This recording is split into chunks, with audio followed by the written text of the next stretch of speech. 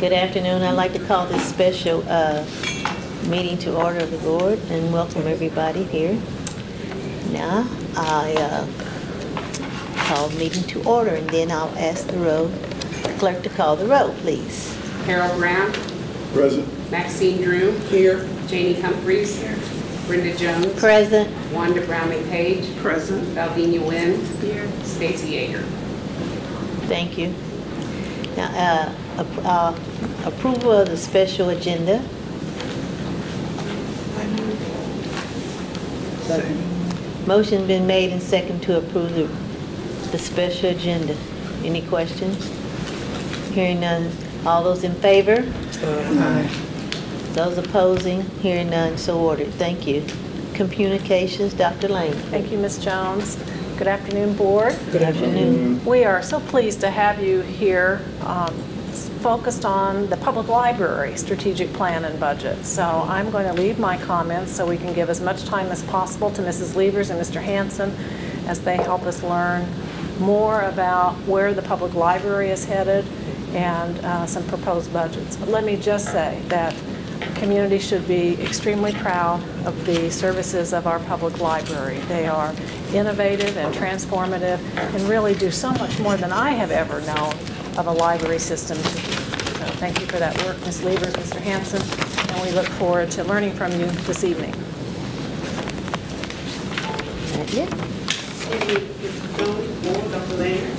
Oh, so sorry. Okay, thank you.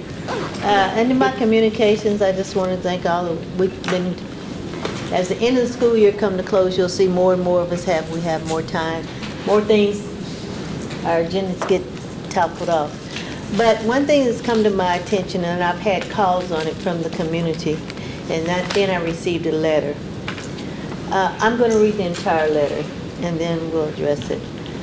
Ms. Jones, Board President, I would like to remain anonymous with my concern. A board member used an incredibly offensive term at the March 20th board meeting. To use the term in front of our high school student of the month and his family was horrifying. To use the term in any way degenerates our students and staff. I would hope our board members are aware that words can hurt, degrade, and disenfranchise our students, family, and staff. How we treat others and the words we use matter. All of us, including the board, need to remember that we are teaching our students how to speak and behave by the examples we set each and every day. Thank you, concerned employee. And if you all remember, you said retorted. Yeah. And I apologize for that. I will apologize for this. I didn't, the way it came out, it shouldn't have come out like that. And I'll step up. I apologize. Okay. And I just wanted us to be aware, you know, that it was picked up, and like I said, I got some calls on it as well as the letter. And we sometimes need to be reminded to stop and think before we talk. Not just you, but us all. So, and I don't have any other comments to make. I didn't want to do it. Our next one is the reports of the superintendent. Thank you very much, board. We're here to accept the annual report from the public library team, and they're going to update us on what their strategic plan looks like. It was a 5-year plan, and then they'll also talk to us about some budgetary recommendations. So, Mrs. Levers. Thank you, Dr. Lane. Good evening, board. Good evening. Good evening. Thanks again for time. I know you guys are pretty busy with what's going on, but we appreciate the time that you afford us to come to you and share our vision and our plans for the upcoming year. You can follow me. We have 5 public libraries. I'm going to share the pictures with you. Maine, West End Schlegel Library, South Branch Library, Turner Community Library, and West Wyandotte Library. We also have a 6th library, and that's our e-community library. It's an online library. And then we have an additional 3 mobile libraries that serve the community in Wyandotte County. I do report to 2 boards, this board and also to the Unified Government, the Wyandotte County Library Board. And I've shared with you that 11 members are nominated by the mayor and commissioners. And they have to be residents of designated geographic areas. We have 2 from the city of Edwardsville, 1 from the city of Bonner Springs, 2 from USD 202, that's Turner, and 2 from USD 203, Piper, and of course 4 represent USD 500 that sits on the WICO board. It's a separate taxing district encompassing the PET district, that's Piper, Edwardsville, and Turner. The totals we received last year from the board for Kansas City, Kansas Public Library, we received $2,107,471, and of course Turner Community Library received $397,000, just over that, and Bonner Springs received $192,423, and that is to ensure that the residents receive library services within all these areas. That's references, outreach, mobile bus, etc. To give you a historical perspective, in 2012 to 2017, our strategic priorities, we had 4. Number 1 was to improve service features and collections to enhance patron experience. Greatly expanded access, we added 3 mobile libraries to our library system. One of those mobile libraries were paid by the PET district.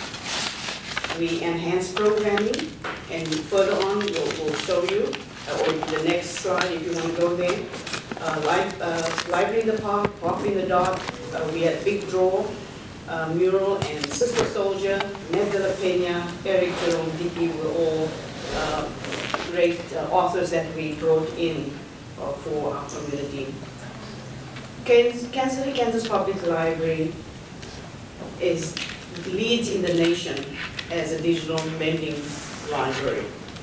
And we have that e-community library on our website since 2014. Our second strategic priority during those years will provide staff the support and structure they need to give excellent service. We expanded staff training by sending them to Kansas Library Association and PLA, which is a Public Library Association.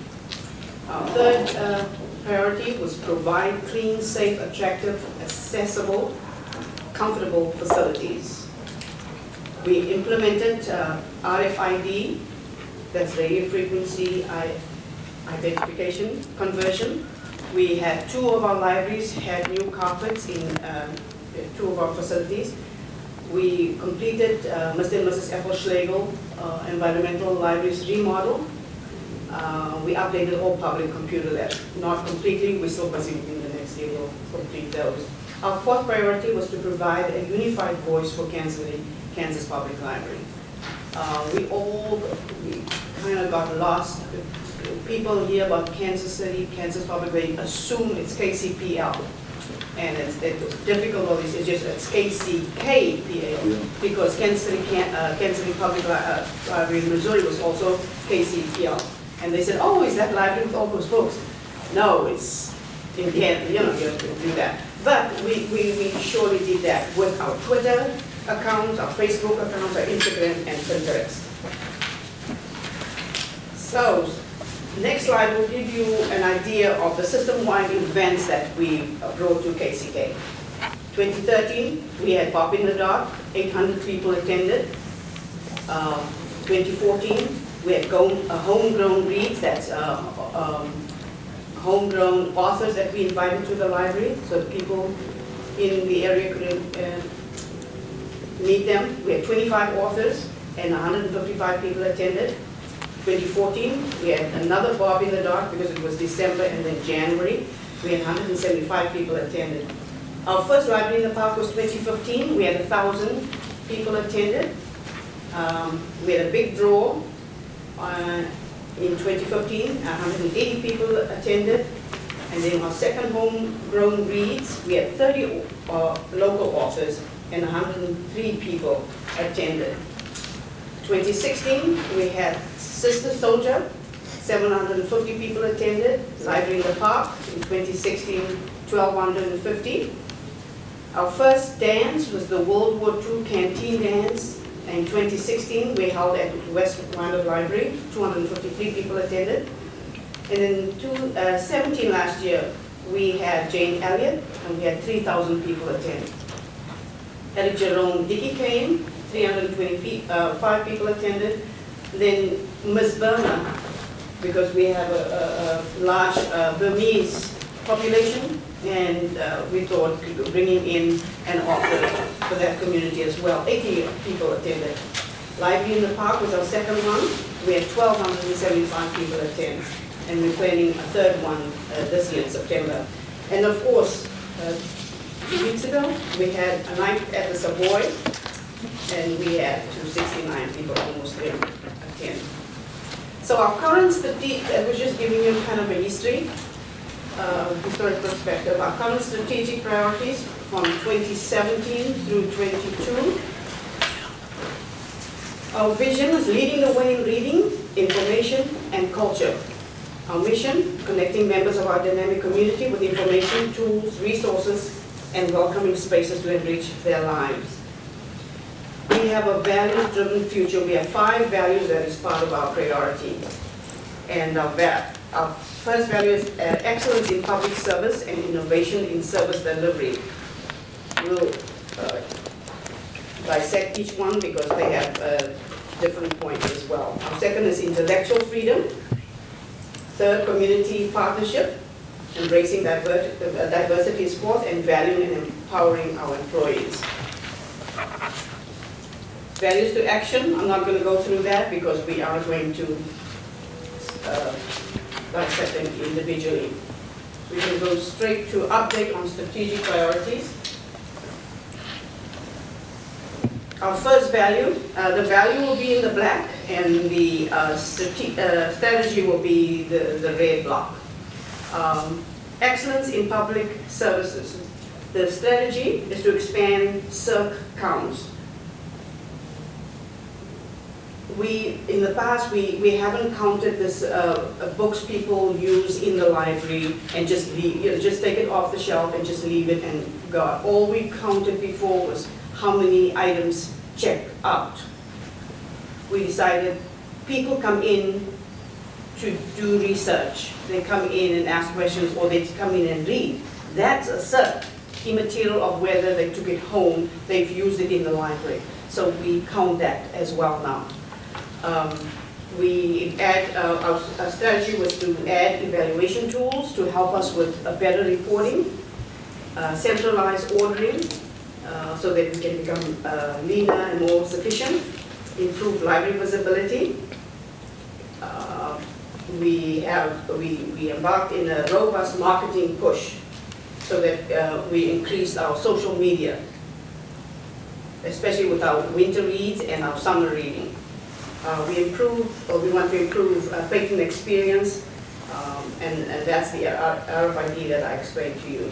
The results in the last year, our circulation is up 4% at the end of December last year. Remember, our vision is to be a 1 million circulation library. December of last year, we reached 989,978. And we have 6 more months to hit that 1 million. And I think we will do, not I think. That's for fiscal. Oh, it's for fiscal. It's for fiscal. Yeah. So we're very close. Yeah, we are. So Thank you. that ended June 30, and now you're into the next fiscal. Exactly. Okay. Thank you for clarifying. Thank you, David. Just one note about that so you guys understand just how amazing that is. There isn't a library that's talking about circulation today. And that's because they're all negative CERC. If you want to look at overall, the nation is down 15% in circulation over the last 4 years. So the fact that you have a library that has a positive circulation, I talked to a lot of vendors. Basically, everybody wants to know how we do it. Because this is not happening almost anywhere else in the country. So we've already centralized the results. We've already centralized ordering. We created a department just to do that with librarians. That is comfortable in a certain area. So that's up and running. We created a data librarian portion, position to focus on reports and data analysis. And then in that year, we've also launched the 2 mobile libraries. Created customer service guidelines, increased social media presence. We continue our high-profile programs such as the World War II canteen night at the Savoy.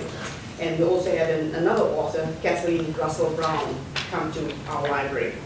I have a question. Sure, ma'am. Are there any partnerships with our local, maybe preschools or kindergartner class? I know when I was in Topeka, when my daughter was in the pre-K program, the librarians came by with their mobile and they could go, they had to get a library card and then they were able to check out books and bring them back. Is there anything incorporated now to where we work with the pre-K students or other schools to have that accessibility? It's not on a continuous basis. We do outreach. The librarians go to schools, teachers invite them, they build relationship with teachers, and of course the librarians in the schools to go to schools. We do bring students from schools to the F.L. Schlegel Library. But we don't have a weekly checkup, per se, for the schools. Grant is the only school because I think we're doing renovations there. They needed a classroom and they took hold of the library space. And we've offered to bring the mobile library to Grant. So every Thursday, Grant has the opportunity to go onto the bus, check out books, and then bring them. Ms. Levers, talk a minute about how you work with the school librarians. That might help address Dr. Yeager's question. And specifically, I think you're interested in early childhood and what you've done at the preschool sites. The preschool sites for libraries. You had librarians there at one point. Yes. Are they still there? If not, what's the strategy to help make sure those children have books? Yes, Dr. Lane, we had librarians there, but unfortunately they needed space again, and the libraries have to give up the space. Depending on where the the schools are, the library in that area that offers the services go out there and do a 6x6, which is, you have to have 6. You have to be able to read, write, the 6 skills by the time by you're 8 6 years old. when you're 6 years old. Right. And our public librarians go out to these schools to do that. As far as checking out, we did offer library cards to actually all 3,300 employees, but not schools, not students, let's say. They just come with their families to the library. Yeah. Sorry. I'll tell you, 1/3 of all our mobile library stops are preschools. Yeah. Now they're private. I mean, it's not the school. It's not the schools. But they're the Tiny Tots, the learners. Kitty Corner. Yeah, Kitty Corner. In fact, Yeah. Kitty College, I think, is a big one. So we hit 1/3 of all of our mobile library capacity is targeted at that particular demographic.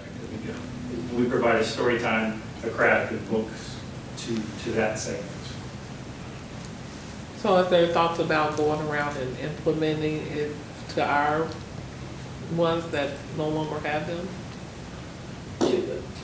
Yes, they are.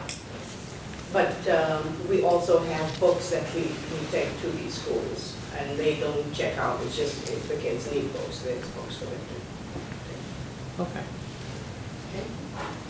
Our second, it's still excellence in public service. Create a master facilities plan. We would like to modernize, repurpose, reuse, and it should be sustainable. The result is we remodeled the F.L. Schlegel Environmental Library, and a couple of slides later you'll see that. At the moment we're busy with the West Library. The West had 5 service points. We had a AV service point, a circulation service point, a reference service point, a hub where the telephone was, switchboard, and then also children's service point. 5 service points that we had to man 2 people at the desk. So now we're bringing everything together and changing it to 1 service point or help desk, to say. So that will be ready April 13th. Will be ready to go west up. And then planning for our new library, and that will be a special discussion later in our presentation. The third one, in excellence in public service, is to increase access to technology to support patrons' experience in the library. Our strategy is to create business and education centers and rebrand our computer labs. We're busy with that, but we're not complete with that yet, and that will be in the new year.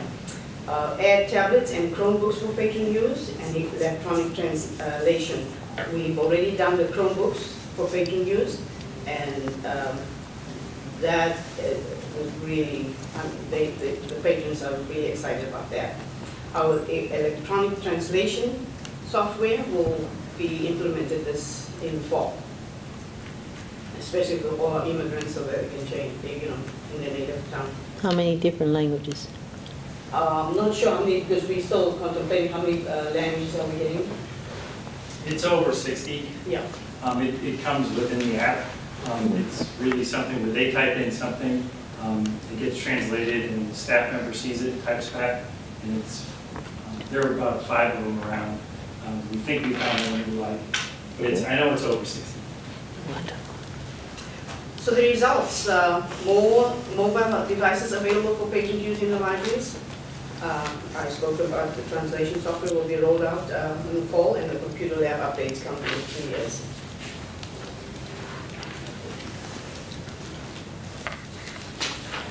Okay, excellence in public service, the 4th one, increase services to people who can't come to the library buildings.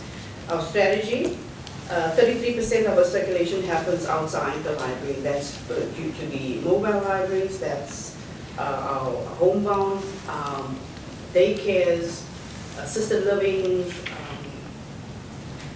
all our outreach. The result, expanded deposit collections. Like I said, we take boxes to daycares, week offices, and assisted livings. We also initiated text to checkout services. We started at the Dykes Library at KU, Edwardsville Elementary, and we in negotiation with Edwardsville City Hall, whatever they call it. Unbound, that's a nonprofit for refugees. The text to checkout services is, we have these books in all these places, and what you do, especially the nurses or all the people working in KU, pick up a book, scan the barcode, and then text that barcode, and that checks it out to that person. And then when they bring it back, they just scan it again and text it back, and it checks it back in. And that really works well. Launch, we're going to launch updated e-community, expanded streaming and digital services, and our mobile library expansion as well. Could you explain more about launching the e-community? Dave, Mr. Hanson?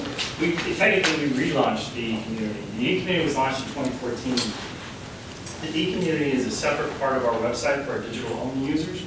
One of the things that we found out was if you were a digital native, if you're a digital user, you are accustomed to a type of environment that is really built for you. Websites do a really great job of a lot of things, but our website is centered around standard material, which is a great thing. It's centered around books, it's centered around all those kinds of things. And so we launched eCommunity primarily so that if you were at home in Wyandotte County and you wanted to access a Netflix type service, where I'm just going to do it from my home, from whatever time of the day, I have an experience that is really custom for me. It's one of the few that exist in the nation. It's been growing rapidly. It actually gets more web traffic than our website, primarily because for the folks who want to use digital stuff, it really is an entirely just them situation. They've done a really great job of it when they launched it the original time. The current team of Alicia and Sam did an excellent job of updating it and making it even better. It is, like I said, it's our digital, if you're a digital-only person, and that makes up about, in the reading world, it's about 6 to 10%. In the AV world, it's a significantly higher. By AV, I mean movies, TVs, download a lot of books to some extent. It makes a much bigger deal for them. But that's what it is. So this works for homebound patrons as well. People who really don't like to come to the library, they can do everything from wherever. They can apply for a library card, they can check out anything, and of course they don't need to worry about having to bring it back because it checks itself in after 21 days, depending on what they're checking out. And for the educators in the room, we kind of call this like the last resort. Let's say I'm in community college and I forgot to do a paper, and it's like 11 p.m. and everybody is closed, and I need to get into a database to get some sources. What's great about this service is you can get on in less than a minute. You can have an e-card, which gives you access to all of our electronic resources, and you can start that paper at 11 p.m. the night before. I know you should have planned, I get it. You should have taken some time and got yourself together, but if you didn't, we have a solution instead of keeping, that library is going to be closed, and there's no other way you could get access because you had some options. Okay. The next slide will give you our mobile libraries. Those are the three, the purple, the blue, and the green. And they were launched 2014. Our total CERC through March of this year, since the inception, is 54,541 items that we checked out on mobile libraries. And then we launched the little free libraries I think it's June of 2016. And since then to March 23rd of this year, we've checked out, or at least items, 32,951 items were checked out, or not checked out, were taken. So it shows you a little map there where our little free libraries are. We're going to move the one from KCKPS because it doesn't seem to there's not many traffic there. The most traffic is the one on 7th Street and the one at the Legends. That's where we have to keep on just giving them items in the library. Do you know where you're going to move the community college free library yet? I don't know yet. We have to look for another one. Our second priority was the intellectual freedom and patron privacy. Increase access to library resources for more groups. Our strategy was late fees should be more equitable, allowing children under 12 to have a card without parent signature with limited checkout. The results, we removed the barriers to users because some of our late fees, the DVDs was $1 a day or late, and a book is 10 cents. And we found out a lot of kids, $1 a day, and if you check out 6 DVDs, it's already $6. It became an issue. So we changed that, and everything is 10 cents a day. Because if they do lose the DVD, they will replace it in any case. But at least, it's not exorbitant price if it's late. We launched the under 12 card to ensure children can get books. A lot of kids come to the library, and for some reason their parents don't come to the library to sign them on. They have to be with a parent. The under 12 kid have to be with a parent. But maybe parents are too busy working 2 jobs, 3 jobs. They don't have time for that. But our kids suffer, and they can't have library cards. So we decided we will do that and ensure that all the kids get books. But if the parent didn't sign, then they just have to, we just allow them to check out 2 books at least, and they can do it every other day if they want to. There was a library on the news that kids could read to pay off their fines. I'm not sure if you saw it or not. Yes, I can forward it. And I think that's a great idea, just because as you said, some kids cannot afford it, and if they're going in and paying the, and not bringing it back, and that they're still responsible, I think that's a great way to just encourage them to read, and that there are alternatives for if they really don't have the money. Yeah, and some of our librarians will work on one-to-one basis. I mean, we don't have it written, this is what you're going to do, but sometimes if somebody comes in, there is a problem, they'll have them shelf read, or they'll do something just for them to bring those fines down. I mean, we try our best, at least, because we want the kids to have books. That's good to know. Intellectual freedom and patron privacy is our next one. Increased patron privacy options for patrons. The strategy is better inform patrons what information is being kept, and the result is our new messaging on all computers and forms to ensure patrons understand exactly what happens to their information. Community partnership. To develop a community partnership is in defined areas. The strategy, establish formal partnership checklist form and evaluation tool, increase time and support. The result is we worked with Kansas Community College. They helped us build the little free libraries. After a year, it wasn't worth well, but we just grateful that our shop, they did a fantastic job. They rebuilt all exactly the way it was, but rebuilt the little free libraries, and it's more durable than the older one. But we appreciate the fact we didn't know how long it will last, but it's something that we will expand in the future. Our partnerships that we build across the county, including downtown shareholders, we work with them with Dash KCK for Library in the Park. BPU has been with us since, 17 years now, since we started with Eagle Days, as well as Wildlife Refuge. They've been our partners in that. KCATA, they started a year ago with the reading on the bus. We had the mayor, Dr. Lane, we had Frank White from the Royals, we had Francesca. She was a boxer, I can't remember her last name, but anyway. She was very popular. Yeah, come on the bus and read, and I'm telling you, the people were like, why are people reading? But boy, our Twitter accounts, our Facebook accounts, when Frank White got on the bus, because we had come from Missouri across to Kansas City, and they took pictures, and it just went all over. So it was a good thing. We need to, the person that did our outreach, we haven't not left. She was promoted to manage the Turner Library, and she started this great program. So we need somebody like her to carry on. We're also working with the Unified Government and others in the community. Embracing diversity. Demographics of Wyandotte County reflected in allocation of resources.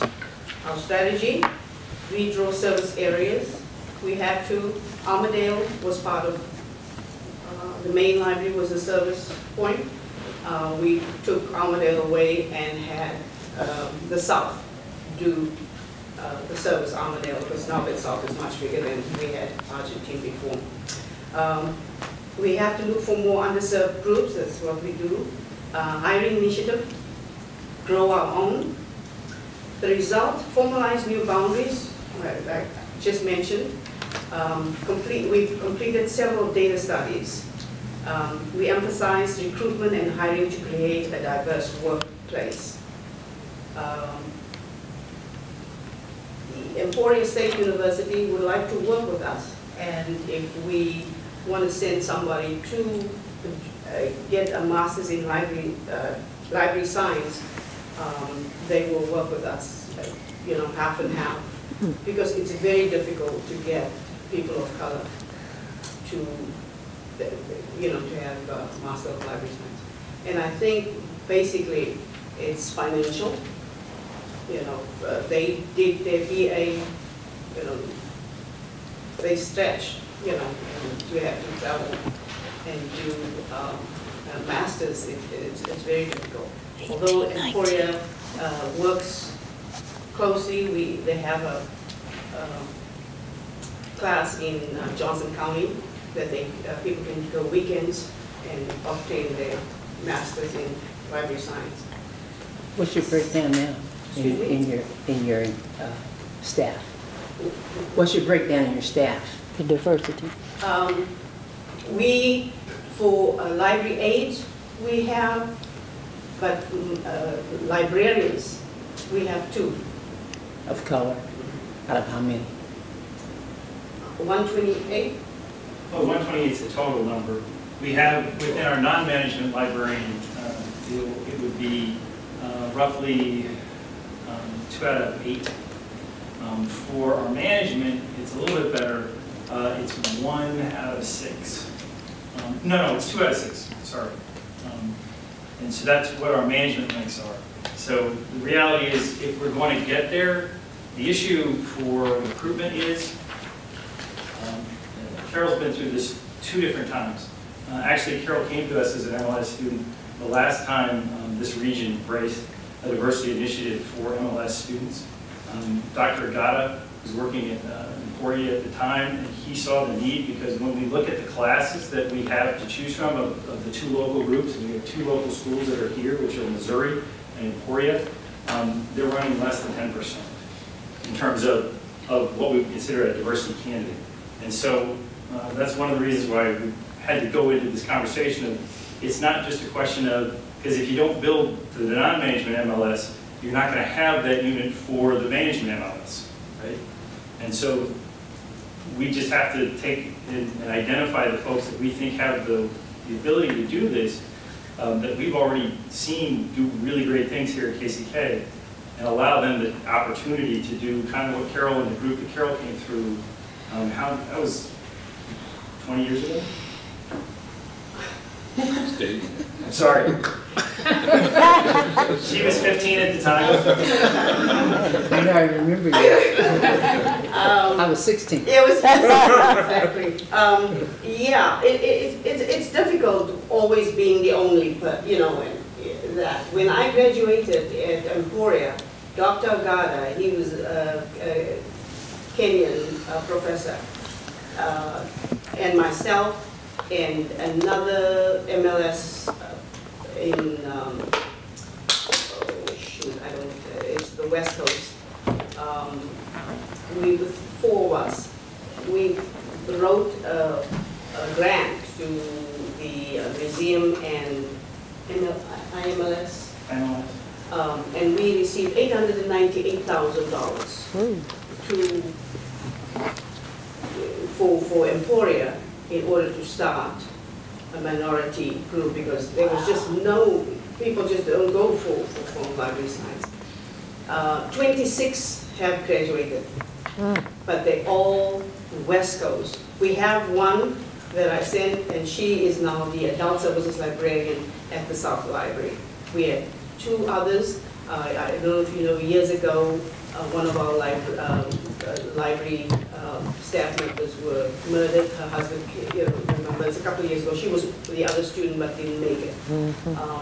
But for some reason, there's just always something, people think that you can do the master's. They can't even do the BA. I mean, financially, it's difficult. And of course, you have to have at least your undergraduate in order to do your master's. So what high school academy would that come out of? They'd come out of the teaching academy first, and that is at Washington and Wyandotte. And Wyandotte. So, Carol, just so you can, thank you, Dr. Strickland. So can I ask you this? And I'm sure there's a good answer, but why is your recruitment just limited to Emporia? Or is it just a cost? It's the nearest. The closest? Yeah, the closest to Kansas City. I mean, if our staff still wants to work full-time, they can do it weekends in Johnson County. They don't have to. I have to travel 2 hours once a month, spend the weekend down at Emporia when I was doing it. But at least it's more convenient now, you know, they bring it nearer for students to do that. Meaning the other universities do not offer library science? They, right? yeah. Missouri does. Missouri? What, are you talking about UMKC or MU? No, MU. So my wondering is, when will you have more information on your pilot that you might share with the board on the Grow Your Own? We can, within the next board meeting. Okay. But they used to have, when I was in school, and I'm dating myself, Future Teachers of America. So I don't know if that's something, not only have Future Teachers of America, but have Future Librarians of America, and offer that. Because those of us who want to be teachers, we joined that as a club, and we geared things toward that, where we had mentors, and we got a chance to go and do different things, just to see if that's really what you want to do. So that might be something, if we want to grow our own, to not only look at teachers, look at librarians, and there are young people who are really into books and really want to get into that. That may be something we could establish at the different high schools to get them involved in. And when I visited Schlegel, the lady at the front desk, they just had a remodel at Schlegel. The lady at the front desk was really eager. I'm not sure of her credentials, but I know that she was integral in helping walk through, because I'm always interested in the library, walk through the library and things of that nature. So I don't know, would there be opportunities for people who currently work in our district in their librarians to be able to take advantage of a program such as Grow Your Own? Yeah, I think a lot of working in the public libraries as well, they could, you know, will be able to do it. Are you talking about Ethel Schlegel Library? Ethel Schlegel, the high school. Oh, the high school. Yeah, and she's an aide, so she doesn't have an MLS. Okay. But we need them, they're essential. But yes, even she could go through this. Harold's going to say. Were you going to say something? You started saying something. Yeah, you already did. Okay. Anybody? Anyway, it's just something that I think could be, and next year could be a pilot. You did that. Do you have any kind of training program for librarians that do you, first of all, do you have volunteers at the library? We do, but not at, years ago, I was the volunteer coordinator, and we had 165 volunteers. Wow. But remember those days when everything had to be stamped and books had to be, we didn't have a lot of money, so we had to have the books taped and all that. Everything is computerized now, and when we say we, you know, patrons' information, not everybody needs to be able to access that. It's difficult to have volunteers that don't come every week, once a month or whatever, and be able to be exposed to patrons' privacy, you know. So there's a lot of issues as far as having them check out. We do use them, especially in the children's programs, storytelling, story time, stuff like that. Thank you. Okay. Valuing and empowering employees. Wait a minute, the Grow Your Own pilot? Sorry? Back at the Grow Your Own. Our pilot, and that's what I was thinking in year 1819. That's when it started? That's when it's going to start. Start it then. 18, 19? It should be. Fiscal year 2018, 19. 2018. It's really fiscal year 19. Fiscal year 19. Okay, I'm like, wait a minute, Charles, am I not seeing it? Okay. That's what it says. No, not 1819. It's really fiscal year 19, but you'll bring a report back on that specific topic. I will definitely bring it back, so we have to look at both. Okay, valuing and empowering employees, increase tech support for day-to-day service providers. Our strategy is paperless registration, library scheduling software, and staff internet improvement. The results, we've launched a new internet for staff. And our paperless registration will be implemented this fall. So sorry. Valuing and empowering employees, second one. 100% of our staff will participate in job-specific training each year. Our strategy is professional development important to attract high-quality employees, and also training recommendation results, increasing time and type of staff development across the board. Okay, library buildings, renovation and revitalization. We have started with South Library, and we have a picture of the old Argentine branch that opened in 1917, and of course the new one that opened in 2012. Mr. and Mrs. Ethel Schlegel opened in 2000, and that was the first pictures before the remodel, and the second one is after. The first, we could only cater a maximum 4 classes. Sometimes there's more than that.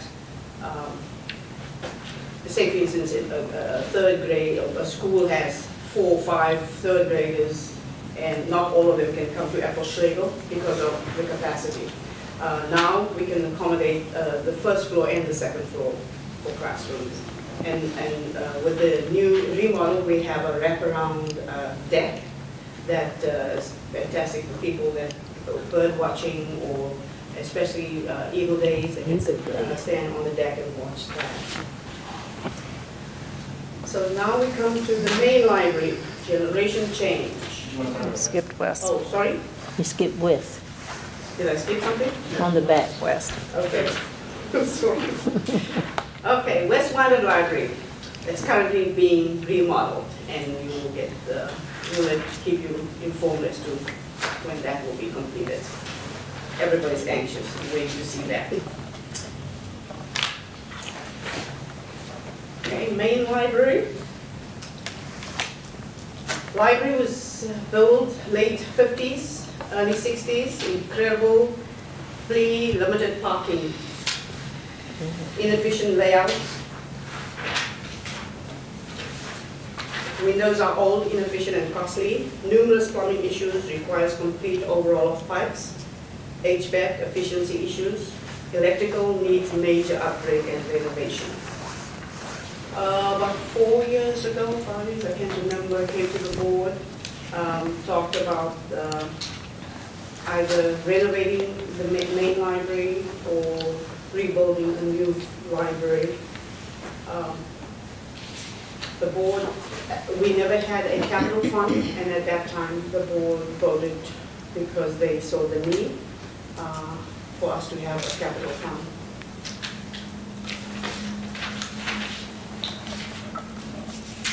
Just another, some of the issues that we experienced at Maine, and the board suggested we do a feasibility study, and we had 2 sets of boards do that. I think it was with Mr. Bryden also, when he was the first to do that. But like I say, the board realized that we needed that. We had 3 meetings, community meetings last year. The dates was in, well, December, or November and December. I don't have that. We had about, I think, 38 people come to different meetings. Most of, let me tell you what happened. December 1, the first group that came, and they went through the building and found out what the needs are, the problems are. They decided that they were in favor of building a new facility. The majority in the second group was in favor of moving. Some mentioned moving to the Healthy Campus, and others suggested that the library find a comparable good building to renovate, because we needed more space. The third group was in favor of building new or near the current site, possibly the UMB building next door. We had quite a few people on that committee. Greg Kindle, he's with the area chamber, and he's also economic Development. Development. Yeah, he's not with the chamber Oh, he's anymore. not with the chamber? Economic Development Council. Okay, he has a chamber email address. He's in their building. Oh, he's just in that, sorry. Yeah. Anyway, he was one of the, quite a few people from BPU, people around the community, people. And the word reached UG. UG reached out and invited myself and Dr. Mather to talk about our vision of the library. And we shared the needs. We need more space. We don't have enough space for big programs. I think experienced at the night at the Savoy, what we have to do. And because there were 2 programs in the same area, thank the good Lord, there were 2 programs because half of the people didn't come to the main library, otherwise we wouldn't have had enough space. And you've seen all the programs that we had in the past. We cannot accommodate people at the main library. The people in the community want meeting spaces. There's always a problem. Yes, you never have a room for me. Why is that? We have a small little room, and some people want to reserve the room for the whole year. We can't, because then nobody else has a chance. So you have to do it 3 months in advance. It's just, there's so much, I shouldn't say wrong, but at the time when they built that building, it was a fantastic building, but with the current needs that we have, we need bigger space. We have a dock area that's supposed to be, what do you call it? Uses these big pallets. We can't bring big pallets into the library. We can bring a big pallet, but big pallet can only get essentially 5 feet into the building because of the way it was constructed. It's called a freight elevator. It's not really a freight elevator, it's a passenger elevator because of the fact that you can't. And that's the word I was. Sorry. Yeah. If you see a pallet being delivered, all they do is lift the pallet from the truck, put it on the dock, and then staff has to go outside on when it's rain, snow, dismantle those boxes, not dismantle boxes, but The skids. It's the skids, and then put them on carts, and then Take them in. take them to the 3rd floor. And the same thing again, bring them down if we have to send them to the school, well, not to the schools, to the recycle, yeah. Same thing, because we have to put them on skips again, but we have to do it outside. I mean, it's just inefficient. The layout, like I said, the library is designed for the 1960s, where staff was relegated to the circulation office. Now in the 2020s, and we want staff in the open, interacting with patrons. Insulation is only cinder block, inefficient R value. Lighting, the front elevator light is original but not functional. In order to get it working, it requires a certain part that is no longer made.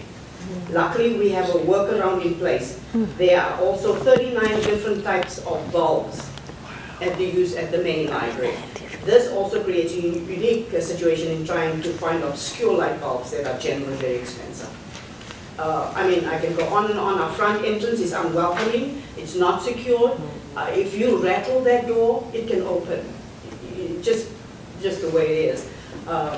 We had quite a few calls, that somebody's in the library, but it's not. It could be the wind, or I don't know, because there's no movement.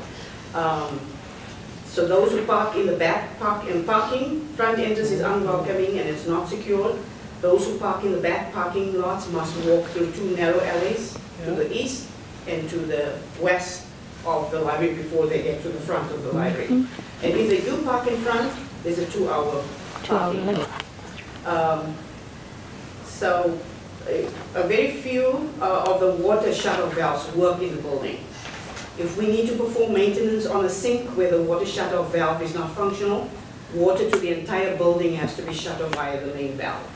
Wow. This presents a problem because after a certain amount of time, we have to close the library since there's no bathroom access for patrons. You can't have a library open the whole time and taking, there's no access. So it's just some of the pipes, a couple of years ago, 3 years ago, some of the water pipe from the main road to the building was leaking, and BPU came and they had to dig an 8-foot hole to find the cracked pipe. Found out it wasn't a crack, it was disintegrating the pipe was. And they just fixed the portion. So that's just that one portion, so you can imagine what's going underneath the building. So, Ms. Levers, you're reminding us as we age, we have things that need repair. I'm going to age gracefully. Yeah. I'm wondering if you could talk about what are some next steps with your community group, and then Mr. Goheen will give you some time too to talk about there's special land requirements of where that building sits that might be helpful for the board to be aware. So, Yeah. Ms. Levers, what's happening next with your group? Okay, we came out of the meeting with Eugene. And Eugene is very excited that they want to partner with us. I asked for more space because we are locked, we are landlocked. There's no way we can extend to the west or to the east of the building. And if we do go to the south, then we take part of during a a very small 28 I think you ought ought to to take take a a break. break. Just Just a a brief brief one one in in here, here, 'cause because when she finishes finishes this, we'll go into then, of budget, course, that's the just to get garden. them up and stretch them. The After UG was this so here, excited, after they that picture. really want to work with us. And, I explained to them, we have 72 people working in that building.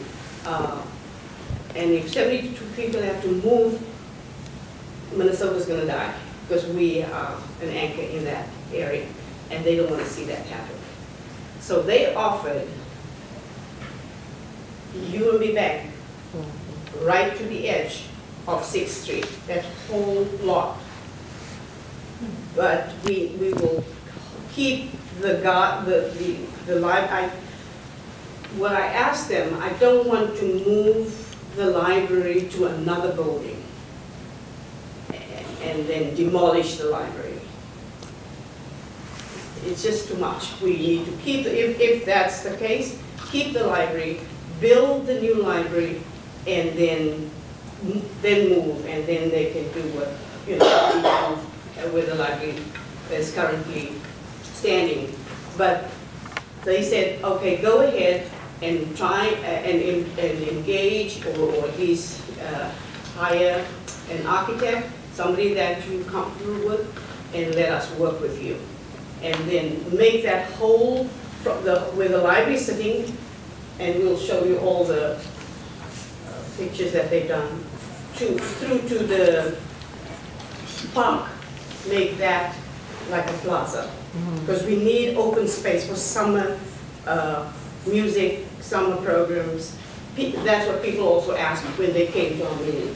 So these are renditions that we just have. It's not, it just tends to be. About 10 minutes.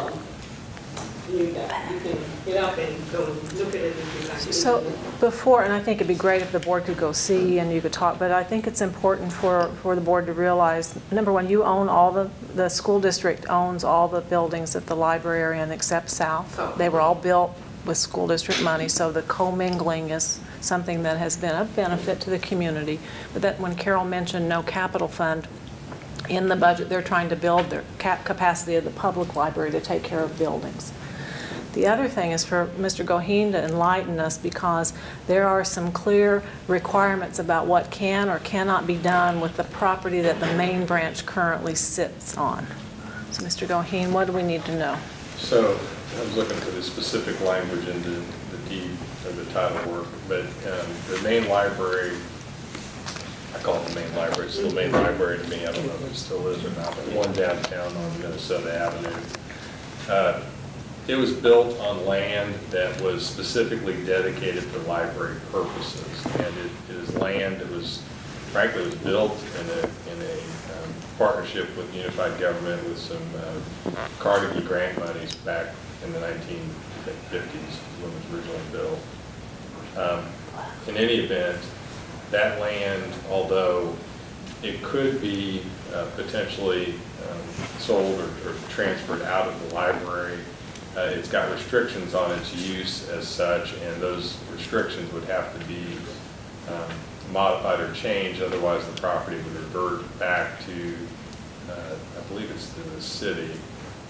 That's what I was looking for, the specific language. But in any event, it's got restrictions essentially such that the public library building that is located there has that specific use that's needed as part of the land trust, as part of the deed restriction. So to get any kind of change or modification, say we wanted to build a new library facility further down on Minnesota one direction or the other, and to simply sell or transfer that property that we currently own somewhere else, you'd have to have a sign-off by the Unified Government. You'd have to have probably a quiet title action to change the deed restriction before that could happen. So UG wants to partner, that's great, but this body is the one that oversees. That's what I was listening to you. Yeah. How could they authorize you to get architectural drawings? They didn't authorize per se, they just said they want to be partners because they heard that we needed either to renovate or to rebuild, and wanted to know what will it take to, they want the impression we could leave that area, and they don't want us to leave, they want us to stay in or on Minnesota Avenue. And that's the reason why they offered us that whole block, where the library's sitting on, plus UMB, and they even included the you call it Rose the garden? garden. The rose garden, and then of course, that whole, you know. So these renderings were done to try to help the committee frame recommendations, which will come to you. That's my point I wanted to clarify. It just seems a little premature. Here we're sitting here as a board, and we're looking at things, and it's kind of like the horse got before the cart, it appears. But nevertheless, Yeah. great. Is there anything with the Wyandotte Indians in that title? There is, and in fact, there was an old lawsuit That's what I was getting that was ready to brought by Yeah. the tribe against the city and the school district and everybody else that had any ownership in any land down there. I think Security Bank was named as one of the defendants. That was successfully defended, and as part of that successful defense, and part of the issue is whether it's still tribal land or not, because the Cemetery's right there. The cemetery's right there. Rockstro or whatever. And the bottom line is the casino wanted it so they could put a casino on it. Yeah, And that's And they really got it. it did. They did, at least in part. And then they were allowed to take the Scottish Rite Temple, which really was not on originally Wyandotte Indian land, but allowed to extend and to include that as part of the tribal land so that they could put the casino there. That was part of the deal or the settlement out on that specific arrangement.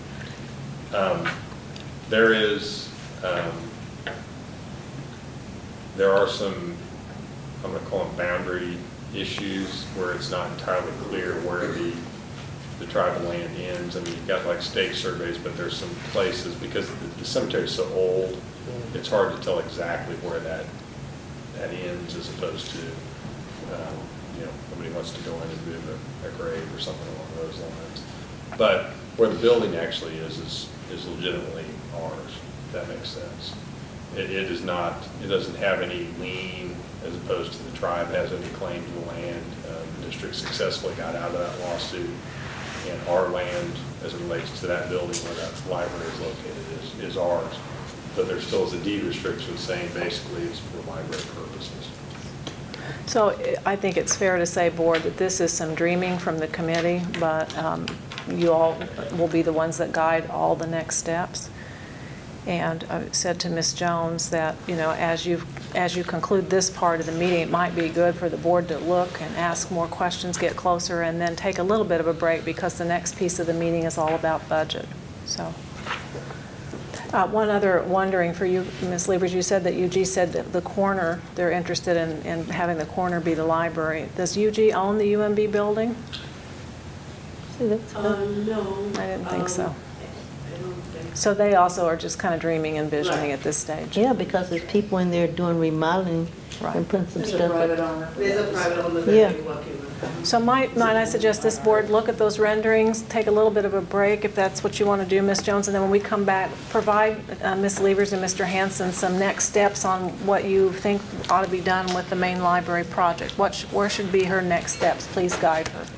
Can we take 5 minutes to, well, 10 minutes, they want 10 minutes. Okay. Come back at 6:15. It's 6:05 now. Okay, we'll take a break. Thank you.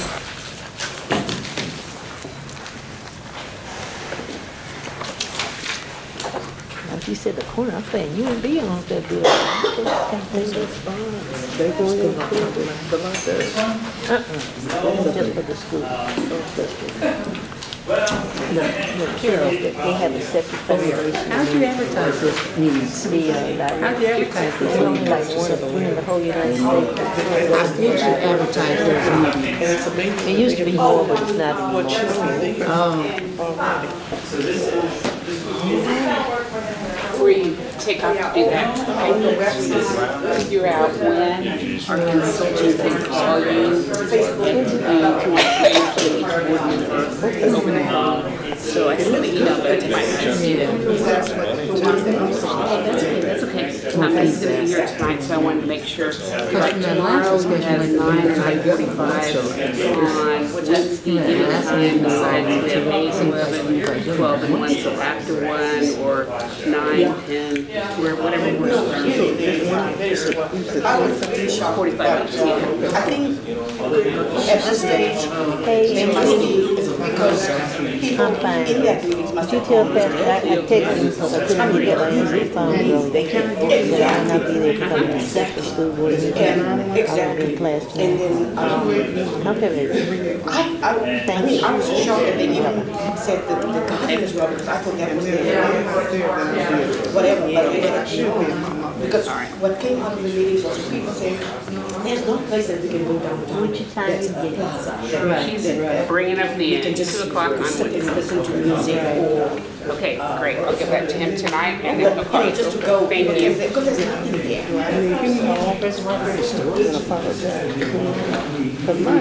No, I know it wasn't good. But what I'm saying, if you wouldn't know because the staff, period, people last. And you might ask Greg if, you can make partnerships and things that. I know it's one word, and I should have. I saw faces. I know. That's why I said. And then I had people comment. Or check this. Yes. I mean, but You know, you're right. for that, I I had just to do it now the other night because bus, the people into the van. Yeah, that's what he said, he was driving the shadow. Yeah, so that people know why. I want to know who. When you get up to the one, your bottle, everybody's bottle like that before we open it and start drinking up. That's your bottle, a myth, a holy myth. He likes that. I had to squeeze mine before I did it.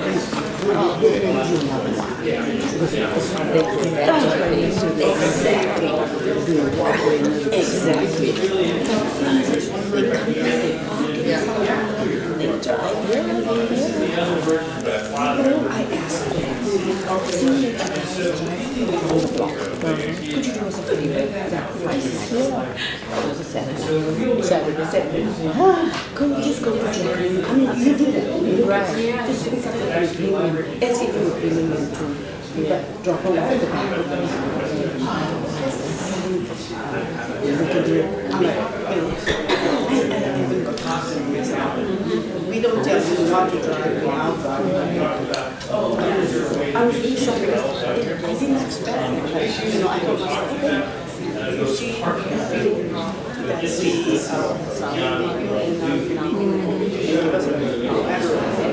just to see what we get.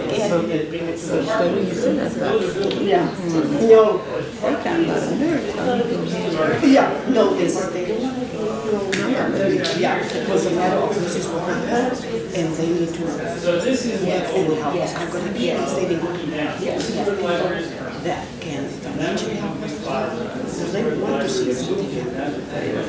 Yeah. Besides, so then we can, I don't know, but these, I just asked for that, and we didn't choose architect or anything like that. Yeah, just Okay, well, the one wanted I'm not 50,000. slow that down. Because this board has Exactly. No. promises for things that they don't. I told I said, you know what, you guys are promising this, you guys,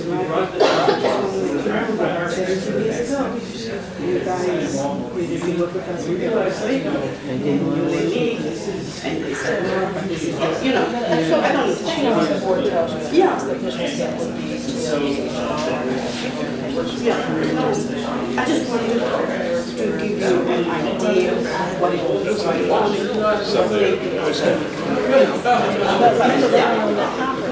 Yeah, no. So they have to do eminent domain. So they don't. I think it's the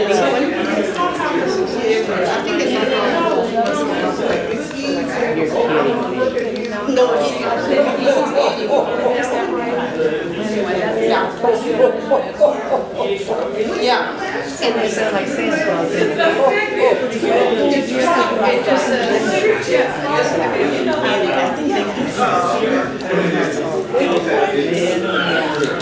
the one that's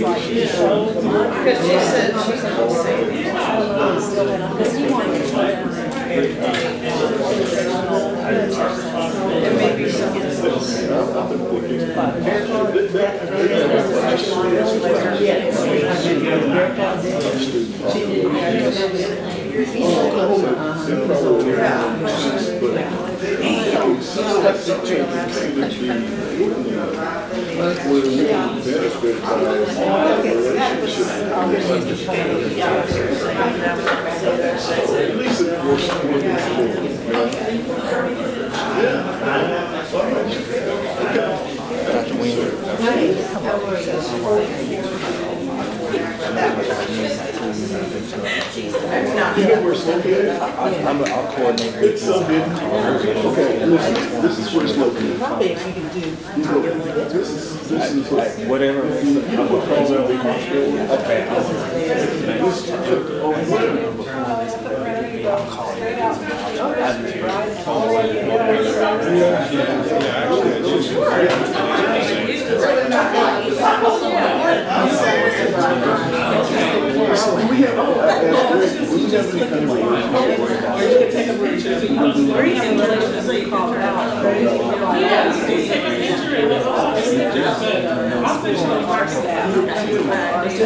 Just let you require by law.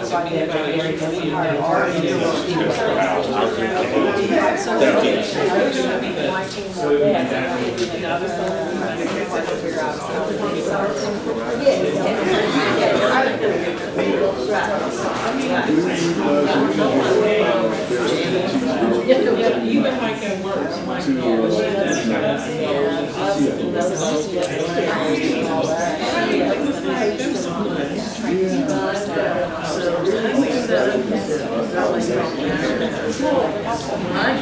I wasn't actually the job.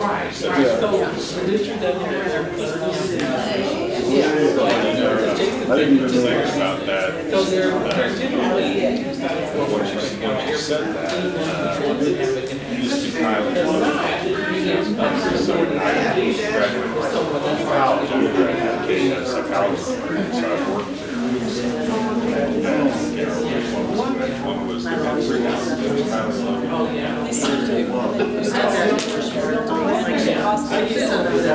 I can feel the whole finishing Zoom. Yeah,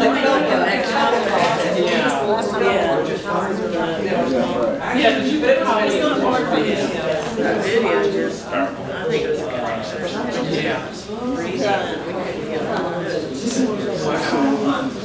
So, you say we have, they do some training here, or we train some here? That'd be great. Send that stuff to me. Yeah, I had to get my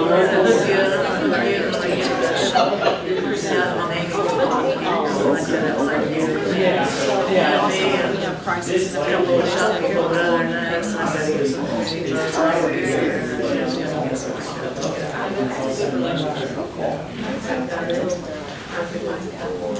Thank you for that.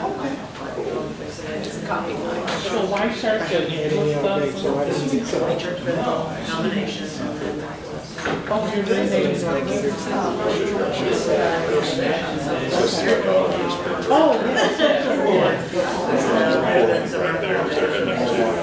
So are we taking out the whole 18th Street parallel to where Maryland is down?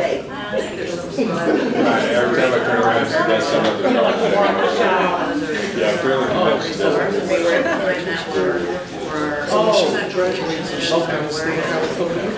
Well, I don't know. She's got a job this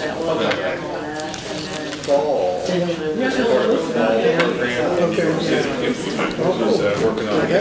working on the subway Broadway theater called Second Stage, which does second runs Broadway shows. And she's really excited about it. I guess Stanford's got a New York City campus, so she'll work today. We don't? And take classes today. I'll give it to you.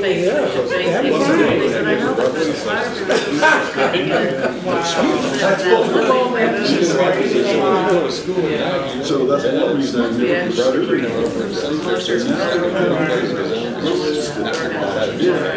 That's it, because I don't know how to do it. You want to do it? What are they doing about sidewalks? Okay. Remain, please. That's probably what I end up doing. I know it shakes or something. I did it one other time and we moved something out to email, so.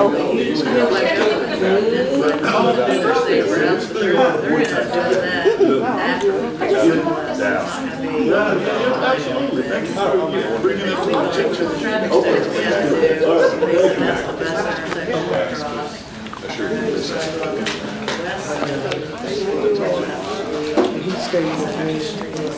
You handled that well. You handled it very, very well. Thank you. I think that's what a lot of people cross now. Did you think? And he was giving a heads up. He was moving up the date and told me he was But I told him to understand. My mom told us if you want to eat steak, make steak meat. Right. Not to eat bologna. And so I told him to Come back together, please. Miss Carol, you want to finish? Sure. Thank you, Mr. Chairman.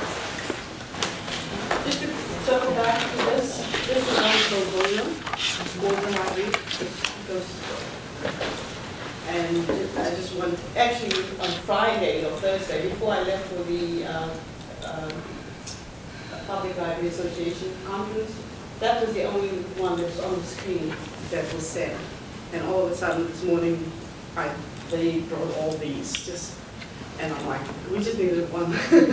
But then I was, it's there, and people can just. It's something to start with. It's hard to imagine without something to look at and say, oh, no, that's not quite what I imagined and stuff. It gives us something to start with. And it could be completely different once we have the charrette. Is that the right word? The charrette. To get the community in again and find out, because we've listened to what they need, but when they see a different lot or whatever, they may have different ideas of what could fit in, what the needs are, what would they like to see, whether it's in a different children's library or young adult library. We don't know. I mean, we haven't even gone there. You know, we were just as surprised that this happened. So you're going to follow the procedure kind of like what we did with the South Branch, where you had several charrettes for people to come in and give their what they wanted to see and give them some ideas to look at. Yeah, and after, you know, the board will guide, and we will have them work with the community, and, you know, the community will guide them what they need, I guess. So board, it may be, following your guidance, a good time for the board to select an architect that would be involved in this process. And as we think about what we did at South Branch, selected the architect, did the charrettes, all of that was done so you would know what kind of facility is the community looking for, and then you've got to figure out what's our financial plan, right? So it would be very helpful to Mrs. Levers and her team to hear from you. What do you think might be some next steps on this particular project? So who are the architects that did this, and how were they chosen? These were just what the shop sent us, you know. And one is from KCK, and the other one is from Missouri. Pro bono, we didn't pay for it. No, we didn't pay for it. When you say shop, what do you mean? Our maintenance team. Oh, our maintenance team. Yeah, because I have no idea, you know, I don't work with those. Dr. Mather, is it, if the board is inclined, is it an RFQ that would go out then to determine that would be a next step? As I've shared before, the board, we've done this for district property, the professional services contract for an architect. It's not required to be bid, but that's what we do and always have done with all of our projects. So I would recommend putting that and letting the architects submit back, go through the full process of the RFP. How do you know the dimensions of property that you have I think all of that has to be predetermined. before you get sent out a RF? Because Well, not they're before you gonna- sent out RFQ. Well, the architect RFQ. actually is going to help you design that, but not determine the square footage of the Yeah. facility and or the property. That'll have to be defined for them at some point. Didn't we involve someone from the state Library Association last time, architect Yeah, or you someone? retired. So we need to make sure, I think that as someone who's done libraries before, because they're so different from like a school building or something. Someone with a history of developing libraries. And I think that person provided the library and the architect at the time some feedback regarding to the internal functioning and operation of the library. Yeah. If I recall correctly, it wasn't my area, but their expertise in developing libraries. Yeah. The flow of the library and the functionality of the library. But they weren't an architect, they were just doing the libraries, right? Right. So as you all think about this, what would be circling in my head if I'm in your chair is whether or not I prefer to try to renovate the existing building or build on that site or look for other property, all of that kind of thing. So those are things not to decide today, but to be thinking about. But in order to know kind of what the building needs to incorporate and include, the scale of it, an architect would be real helpful if you're inclined to go that way. I was just wondering, in terms of finances, we hear that they're excited about it, they want to do it. Well, what kind of money are they talking about? And then what kind of money do we, meaning UG? Oh, UG okay. has That was no my financial obligation. So it's on you. So that would be a great conversation with them to sit down and say, we understand you're excited, what are you willing financially to commit? That was my question. Right. But in order to know how much it's going to cost to build a building, when we did South, we started with that kind of a process, and then you had a target. South costs $6 million, and it is a third of the size of your existing main building. So the main library generally needs to be larger, as I understand it, because that's where all of the administrative, book processing, all those things happen for the entire system. So Ms. Page, great question. What are they willing to, it's great they're excited, but what are they willing to financially commit? Or is this a project that the board will have to fund through other means completely? So South was built with fundraising done by the community and school district and library resources. Greg, remind us about how F.L. Schlegel was done. If I recall, UG gave the property, but the building was built with the school district funds. Right, the building was financed using a lease purchase arrangement through UMB Bank at FLS Schlegel, and it was paid off over a 5-year period. The land was and still is unified government land. It's still owned by the UG as part of the parkland that's out there. The building improvements on the land are owned by the school district, and that's how that one functions. And there's, a lot of these library buildings and government projects do become partnerships in some capacity. That's how you get some synergy to get buildings or community centers or other things accomplished. But you got to be a little careful, because the more intertwined you get in putting a building or project together, the less control you ultimately have over the project at the end of the day, and that may be of some importance to the board long term. So you got to balance that out a little bit, but certainly from a funding standpoint, there's, look at the news and the conversations, there's certainly some discussion points about revitalizing that area of Kansas City, Kansas, and I think there is and has been some ongoing interest in having something done down there. What that looks like, who's willing to contribute what amount of money, those are all discussion points to have before you get anywhere near the actual project itself. And I don't mean to be hard, because I've seen you at Ms. Jones at some of the meetings, the community meetings, that a lot of people might be a little upset. I'm not saying the library is not needed. It's needed, and it's done some good things. But they keep clinging for a grocery store. A lot has happened out west, but not much is happening in town. And that's something they keep saying. So when it comes to finance, you might get a little drawback or some concern. Now you're doing this, but we keep saying what we want, and we keep getting everything else. Not to say it's not needed here. And it doesn't need to be updated, modernized, fixed, what have you. But that is a concern. If you're saying we're doing fundraising, what kind of fundraising are we doing, or how do we do that if it's the board? Well, the board didn't do the fundraising. Right, no, the community group did. The board worked with the community group who led the fundraising. I'm just sharing that's how that building was done. No, I'm just wondering, how do you do it? But first step was, what is it we're trying to raise money for? So when the board engaged the community, they actually had the renderings and they took those to folks. But the financial obligation is ours to figure out, right? It's not UG's or anybody else. Now, if they'll partner, wonderful. But I think at this stage, are you comfortable with an RFQ for architects to start the official process of renderings? I'm not comfortable. I don't think you've had enough community meetings. Have more community meetings. Because using the social media is not going to reach, in my opinion, the community that's going to pay for it. Now, it will reach some.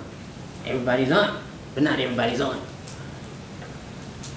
So engage in more community conversation well, I mean, first. I asked you how you notify the community, and what you said, not that we're engaged in every meeting in the world, but never knew you were having this kind of community meetings.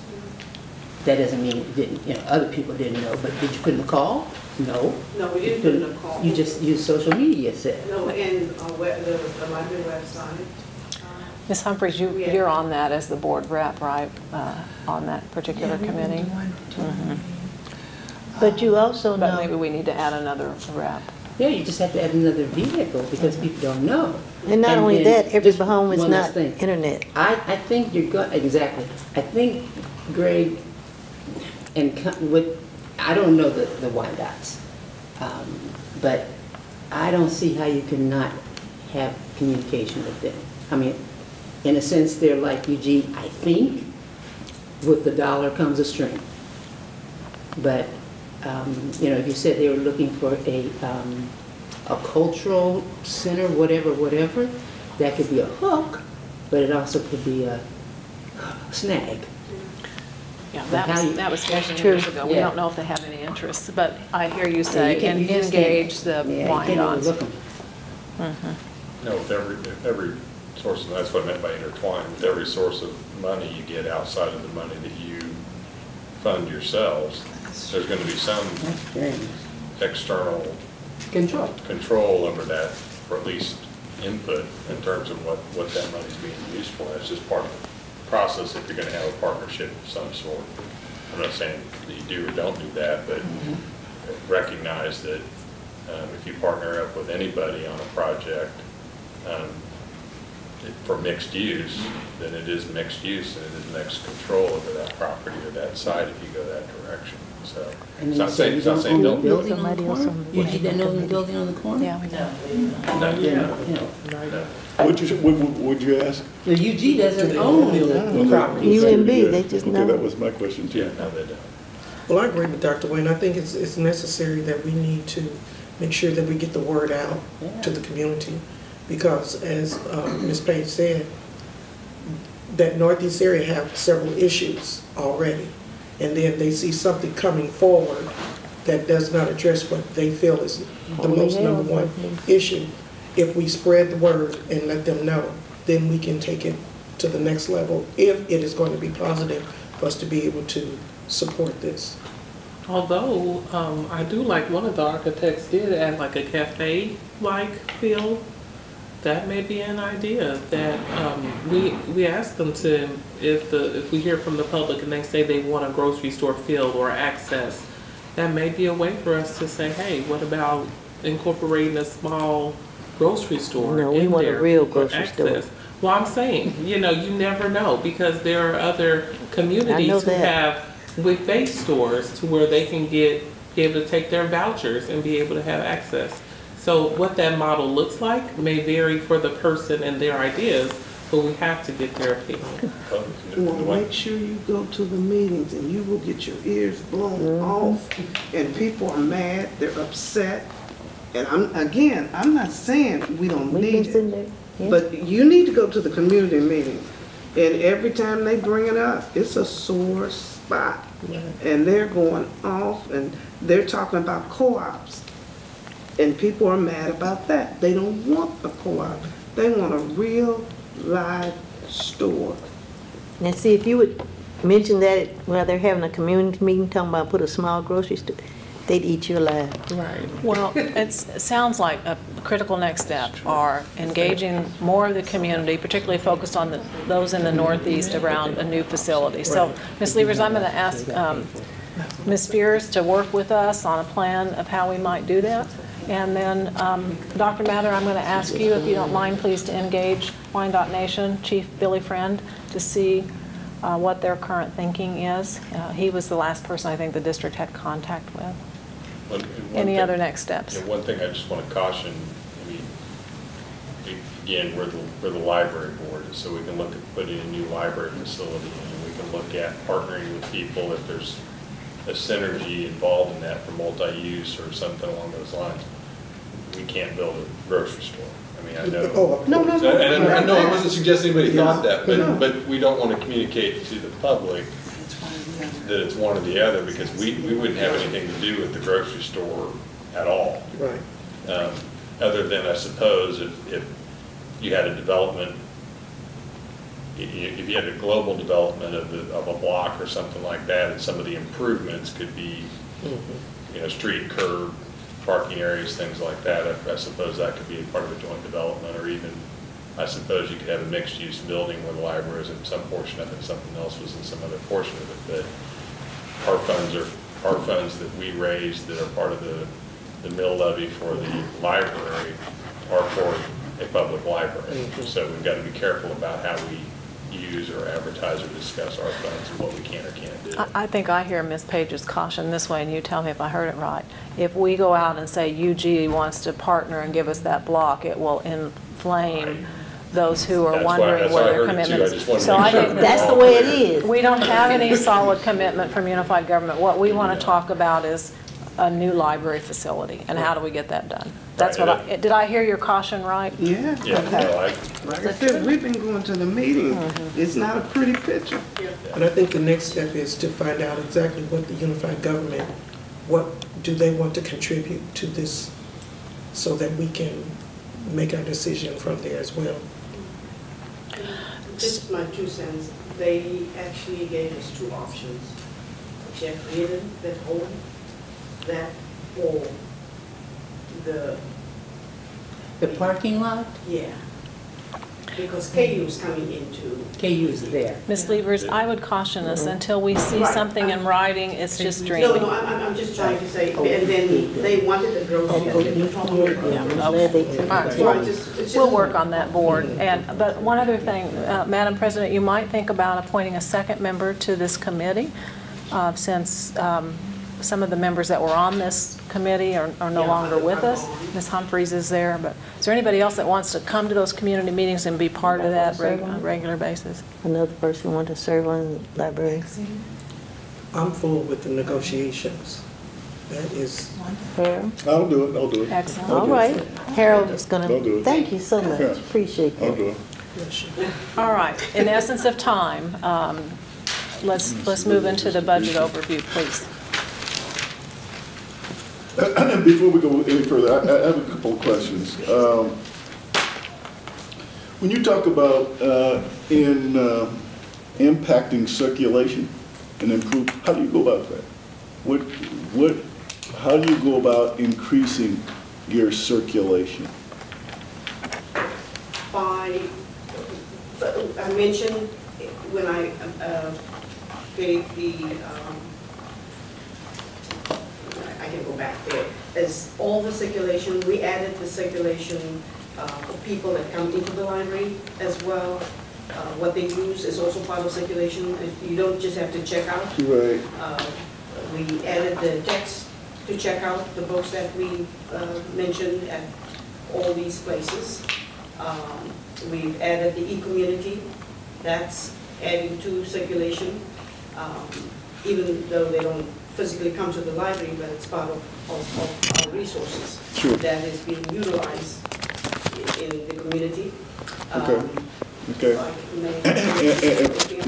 My next question is, how do you go about capturing that data on individuals who use books inside the library?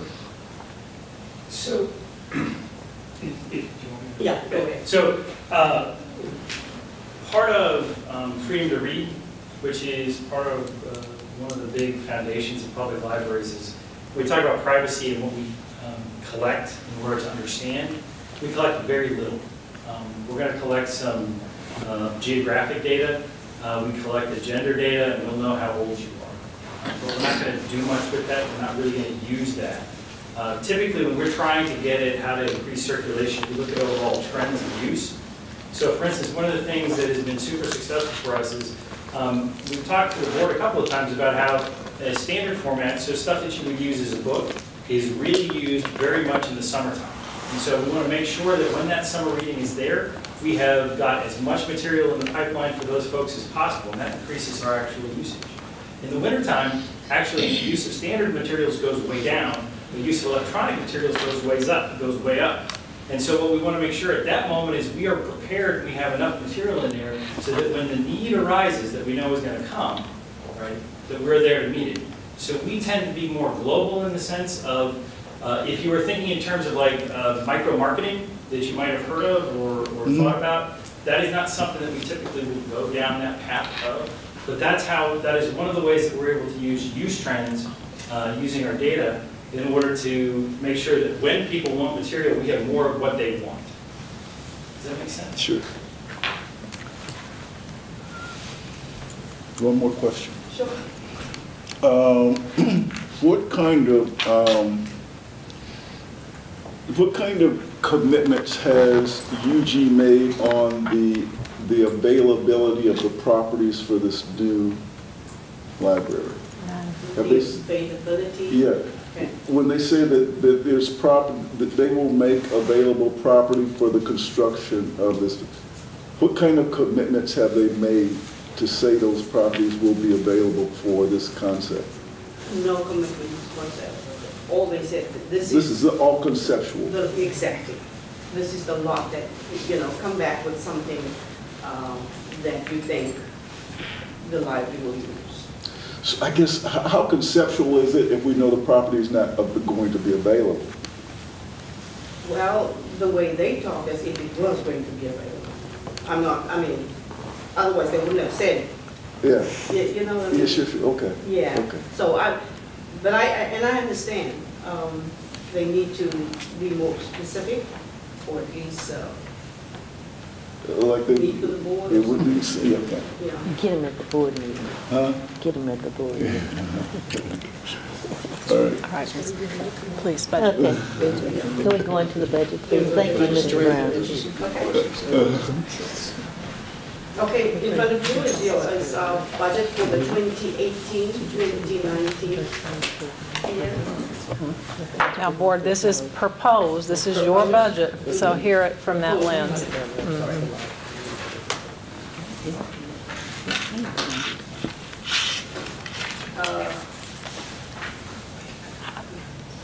You've seen a big jump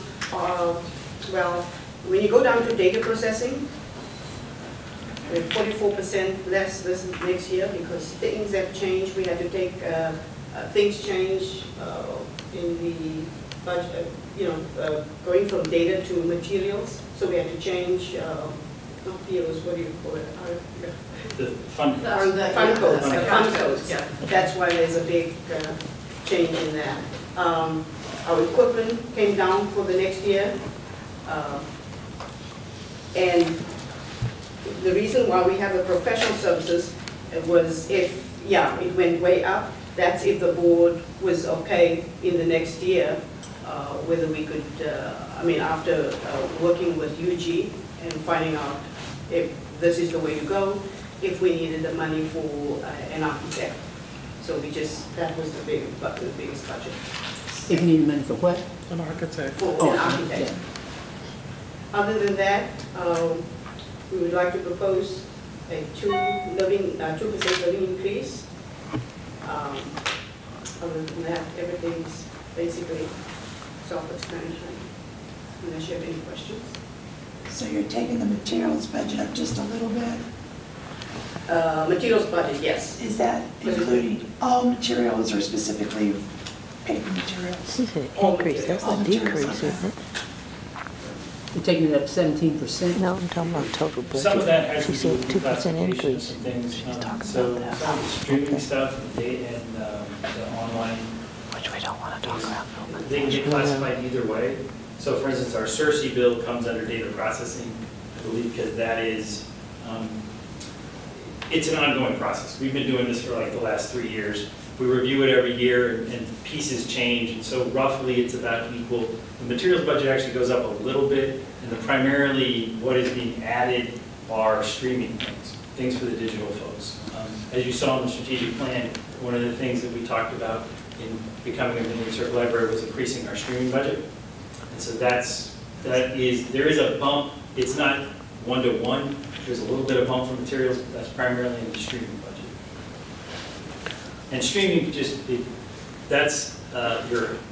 if you're on a library product, your Hoopla, your downloadable audiobooks, your movies that you get via a digital platform. That's what that is. I had asked about ACT prep and college preparatory for students because many libraries currently host those things for students in the community. In this budget, what have you allocated to help increase to match the district with our level of college preparatory, college planning, college materials available? Like when I went out to the site to specifically look for ACT preparatory or PSAT and things of that nature, I didn't see specifics to where that there was actually an investment to where we can go in and get them free. There was I may have gotten to sign up for this free and then pay money, but I didn't see any clear ones to sign on to actually allow them to like sign up at their speed and get preparatory services available, or workshops that are also held and sponsored by the library. So is anything in the budget to help with those things? Yeah. The primary support for that, the most expensive pieces are in the Learning Express and the Career, I can't remember the name of that database off the top of my head. Those are the two places where you can go for prep. The other thing we have is tutor.com, which is actually funded through the schools, actually provide that number for the tutor.com. So those are the three things that we do that are really the big ticket items. But the other things that what we do, we don't really have a budget item. West and Maine both have ACT test prep, or test, not test prep. We acquire used ACT tests, and then they give it to students. To see where it all is. So in terms of the budget number, it would be part of the materials budget. Primarily the Learning Express, and those actually come to us through the state. So that is not even something we would pass through the budget. Right. Those would be the biggest one. The tutor.com number, I believe, is actually part of curriculum's budget here at the district. And that number is roughly, and just so we're clear, tutor.com only has a part of ACT prep. It doesn't, it's not just ACT prep. That number is like $11,000. Right. In terms of the programming, yeah. Right, because my daughter is in 8th grade. Our goal is to get her 21 and above, right? That's for everyone. And when I went to get the resources needed, I couldn't. So I ended up going to Johnson County, going under their college prep, and utilizing their resources. Because they have intentionally guided curriculum, not curriculum, but tools that's clear. College prep, go under here, but I just didn't see that available for our area. And because we're gearing now toward more Diploma Plus, I think it would be great if our library help that partnership, so that we're not, because some feedback from the community is ACT prep is not available in all schools. Okay, true. But we should be able to say, well, ACT is available at the libraries, all libraries, consistently, per se. So I would just encourage there be more of a focus to get all of our students to that goal. Of course, we know 21 is, but that's one of our objectives. But just a more concentrated effort to push them to have those resources toward that goal that aligns with the overall school goals. So I'll make sure that we bring you information on all what we have, like college prep, ACT, everything.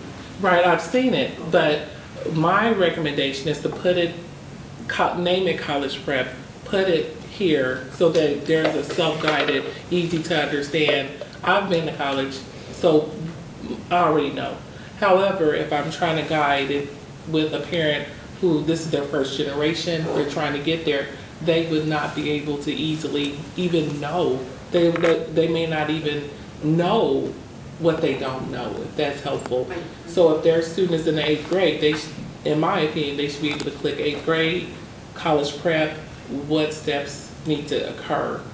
A little more streamlining of helping them help themselves, or allowing, as you say, you have 12-year-olds that come in and the parent is not present. So that 12-year-old, 13-year-old can be able to access that based upon a path or a track that's just easier to use.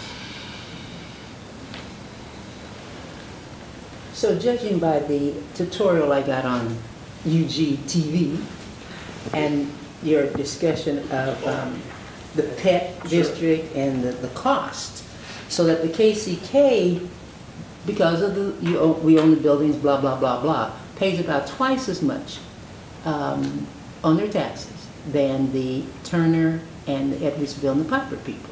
The pet, da-da-da-da. Piper, Edwardsville, Turner. So with that in mind, two questions. What's professional services? That's 152% increase. And when you say you're going to raise it $2 million, what does that translate in dollars? Raise what, two? You just said you're raising the, No, No, the that's personnel, on 2%. oh, 2%. 2% for the personnel. personal line, and the professional services is, we've set aside money if you guys go down the path of going for it. Oh, Yeah, that's just, Okay. yeah. It's also part of your question, Dr. Nguyen, what are the professional services we provide to the folks in the PET district? No, No, okay, I heard it wrong. UGTV taught me that. Okay, thank you. That's good. Yeah, that's why, Yeah. I don't want to belabor it, but real, conversation would suggest that UG would like to take over the libraries on that UGTV when you all met. But not prepared to know how to do it. Yeah, I don't, yeah, well. Or spend the money to do it. When they found out what the money is, then they realized, okay, we're getting a bargain. I was glad that when we left there, that's what they eventually decided, and nobody wanted to bring that up because they said it's so hard. Yeah, UGTV is like Channel 2. Oh, I know what's that. You can watch Or the, 17. No, it's on my television. 17 and stuff. Yeah. Any other guidance for Ms. Liebers and Mr. Hanson as they work to prepare your public library budget? Just grow your own program. What would that budget be? It would be rough, well, it'd be about it's about $18,000 for a master's in library science. That's the street cost. And so we would be setting aside $9,000 a year because it takes about 2 years to do it, just in the way that Emporia would do it. And frankly, the way Missouri does it, it's kind of hard to get through it in less than 2 years. So the planning would be that you'd set aside enough money so that you could take a student through 2 years of master's degree school. And did they talk about any discounting or anything for us? If we went ahead with it, It'll be half of the cost. well, that's what they've been doing, Yeah. but it's again, it becomes a negotiation. Yeah, it Okay. does. So they have been more aggressive in trying to acquire students, and so one of the things they've kind of done, they said a dollar for dollar match is kind of what that program is. And so it is possible that it would be less. But you don't want to sort of identify somebody you think is going to be a real star in the field and then not be able to do that. And so you set aside the full number, and then hopefully you don't have to do that. Have you accounted for that yet in this budget, or that's yet to be determined? You mean the monies for that? Mhm. Yeah, it is accounted for in this budget. And so where in the budget would the board expect to see that? That would come under professional services. We're taking it, we're working with the team who's got the open position, and so they're moving money around in their budget because they would really like the person. We think this is a great unit for this. Can I ask a question, just for clarity, because I want to make sure I heard you clearly. So let's say I want to be in that program. I'm a student, and this is what I want to do. Now, if you help me financially, then what do I owe you?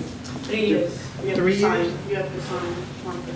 Well, yeah, that would be the start. We'd have to finalize that with the whole package before you get going.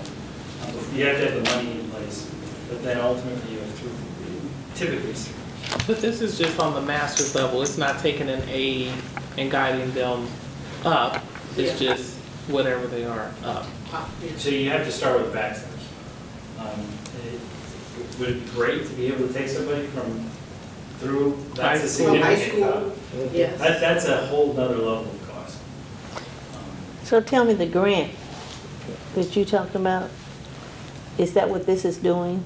No, that What was was the grant one for that then? we wrote in 2000, and that grant, Oh, yeah. okay. We've taken 26 students through that program. And what The first year, and then they renewed it, they gave them another 800,000, I think, and another 32, I think. But yeah, that grant is not available. Okay. But Emporia wants to work and see where they could assist us. But Emporia also has a a partnership with Kansas City, Kansas Community College for teachers, is that correct? Yes. But are there any specific outlays for librarians? In 2000, when we wrote this grant, we worked with KCK Community College in order to, so that whomever goes in as a teacher, then also connect with the MLS and become a librarian at the end. And they were working, but that was part of the grant we wrote in 2000, and that's no more. But I mean, we can always revive it and ask. I think that would be something to hone in on, just because it would create that true, or another piece of the grow your own. Exactly. So that we wouldn't have to start from scratch necessarily, but look at building others to where they are. Because at least students can go to KCK and get their 2 years, but then the other 2 years to get the bachelor's, or, you know, it's going to be difficult, and to go over that hump.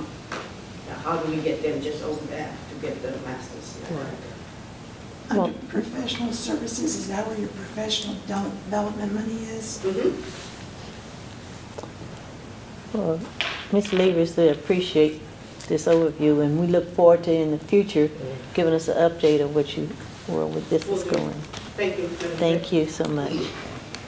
Now we'll move on to the approval, the revised request for qualifications, RFP, for the construction manager at risk at the new central kitchen. Dr. Mather. Thank you, board, for your action at the last board meeting to resubmit or send out the RFQ for the construction manager at risk. This is simply a copy of that RFQ. I want to put it in front of you to get your approval to move forward. Let me highlight for you just a couple dates. All these dates are in the document, but I just pulled them out a little bit easier to talk about. Once you all approve us to move forward, I'd like to go ahead and get that out on the street tomorrow. Have an opportunity, the due date back on that would be April 16th for construction managers. But we want to give time, the week of April 6th, I believe it's in there, to submit any questions that folks might have, and then we can respond to those questions in writing. Again, typical process that we always do. So it's about a 3-week turnaround, depending on how many respondents we get. We're looking at the week of May 7th for interviewing applicants. Once again, we'll come back, if all goes well and as planned, on May 26th board meeting with the recommendation for the selection. So we're looking at the end of May. And once the board approves the selection of the CM, then we would come back for the final contract, probably not until June. How we get that taken care of. But that's just kind of a high-level highlight of the dates that are all represented in that RFQ. Exact same RFQ we put out before, just got the dates changed. So I got a question. Now, does, I understand, the RFQ process, does that include the submission of a bid too for the project, or is that just something that? There's actually two processes. There's a request for qualifications and a request for proposal. Okay. So once we get the initial request for qualifications in, if there's only 2 or 3 respondents, all of those folks will move to the next request for proposal phase. At that point, they're required to submit a document to the Kansas Department of Administration, which is their fee structure. They submit that under separate cover where we don't see that. They score that document and then resubmit it to us after we interview applicants. So we're not to see that prior to the interview process. Their score, and we combine that to a score that we have. So yes, sort of. I mean, it comes a little bit later. But if there's multiple respondents, typically over 5 or 6, we haven't had that except with the bond, but then we would have to select which ones would go into that process. So then they would do the full RFP and the fee structure, their fee structure. Okay, I guess I'm too old school. So the fee structure, you know, they don't necessarily look at, there's not a proposal, an itemized proposal that they submit a response to. There is, and that's the form that they submit to Oh, the Kansas okay. Department Okay, of gotcha. Administration. Okay, They have okay. to outline all of their management fees, Right. supervision fees, and it's all based on the estimated cost of the project. And Okay, it's estimated because we just now got the architect, so we have to design that fully. But so we've given them a square footage amount and an estimated cost. That's how they develop their fee structure on the form. That's how they fill out their forms. okay, thank you. Under the CMAR, that's how we hold them accountable not to exceed Right, that amount right. too, so. Okay. So can we add the call, the star, those mundos and everything else to the echo? Is that where it says local publication, right now it's the echo, oh, the Daily record, I mean. record, the daily record. Yeah, the record, when I say echo. So we were gonna send it out to the Daily Record, I think it's 2 months too, is the other publication we always do, and the call. Those are the ones we typically do. We'll do a full email blast to everybody who's signed up for vendors. We'll send it, of course, to all the chambers for their posting on their bulletin board, or whatever they call that, electronic bulletin board. We typically do that, so all of those folks will get that notification. There's no deadline for the call, noon tomorrow. So we'll see the dates every time. So we'll get it out there with your permission to do that. We'll get it out there. In the morning. At noon. Motion to tomorrow. But you can send it electronically, Yeah. they prefer. Okay, do I have a motion to accept? One more question. Yeah, Okay. I have a question. The RFQ, is there a formalized means of responding to that request for qualifications? There's an outline in, actually it's listed in the document there, it specifically outlines what we want them to respond to in Okay. writing. All right. They'll submit like a little booklet. Right. We'll review that, independently score them, then we'll independently score interviews separately as well. So everything's listed that they have to submit very specifically. And then if they have questions about it, that's where we want to have the opportunity to have Right. that opportunity for them to submit questions, and we'll respond in writing to any applicant that does that. And that's by the 16th? Full submission by the 16th, questions by April 6th. It's about 3 weeks, it's pretty standard. Thank you. What's AGC of Kansas stand for? I'm sorry, one more time? AGC of Kansas? I don't know, where are you reading that from? Um, On the RFQ? I published don't have that in front of me, so. Request. On the publication. Is that the one you're looking at? Yeah. You'll have to point it out to me, Dr. Wynn. It's under the schedule. It's on page Published 2 of request. 6. Page 2. The state, And what'd you say? I asked him, that was with the state. It's in the schedule. Page 6, 2 of 6. I'm getting it. That may not now. Keep going down, right there.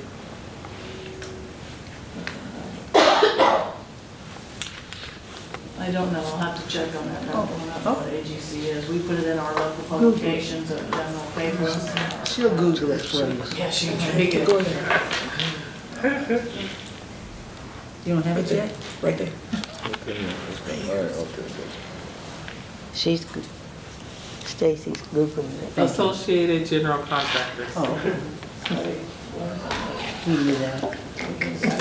Yeah, all right. Of Kansas. Any other questions before we call for a vote? If not, I'll take a motion to approve. The I make a- revised. Motion to approve the revised. I motion that we approve.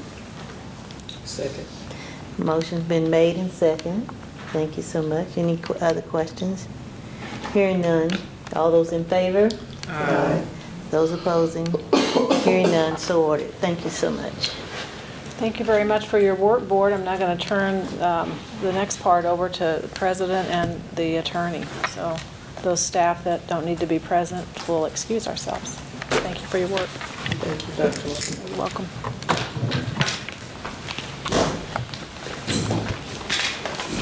Tune in tomorrow, guns tomorrow.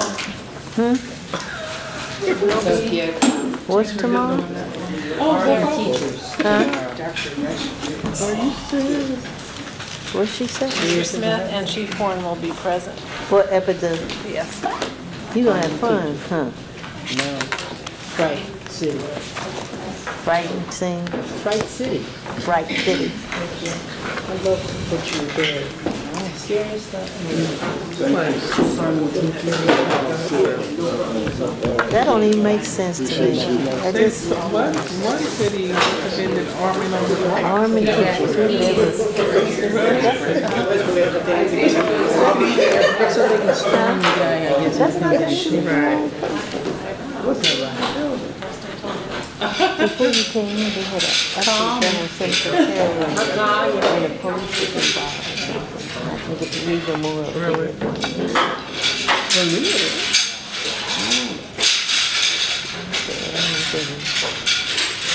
But we had a teacher with married people go off. At least they could have had a bad day or pick on. Come up here. What time they come here? Oh, they're here. I thought that's why I asked you, just a second ago, I was like, I didn't say we're gonna have it. she said just turn it over to me. I'm like, why you turn it over to me? Why do you turn it over to me? You're bad. No, they're here. Did you see how I looked up like, why you turn it over to me? Wait a minute, I'm not planning on leaving this just yet. Yes, they're here. She's doing a good job at the library. I guess if I have to, I will, but I'm not sure that would be an effective use of your brand associates, right? Oh,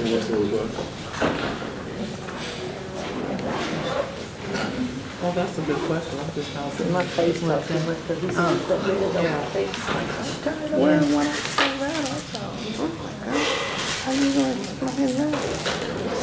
Even people in North End come down to the radio. She said it's small stuff. Are you crazy? You don't know that. We could take a roll.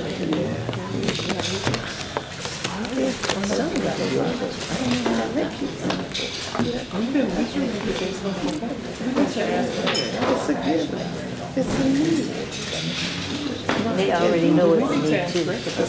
These Collins Street, the closest, you gotta go down there to 18th Street and go all the way down. That don't even make sense. We grew up with neighborhood grocery stores. Y'all can give us a grocery store. When the boss pushed the stairs into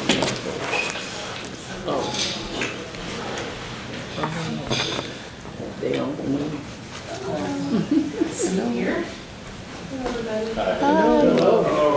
Hello.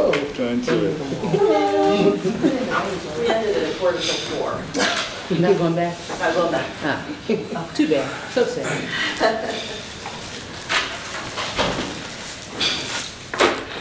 Everybody, I'm Brenda Dietrich. I live in Topeka. I don't think we had a chance to meet because I wasn't here for the presentation. Nice to meet you. And I know you don't, of course. Brenda Dietrich. Hi, Jan. I like your name. Thank you. Oh, are you a Brenda? Brenda Jones. Yes, so you're Herman's. I'm Herman's sister. I love him. He's one of my favorite people. Okay.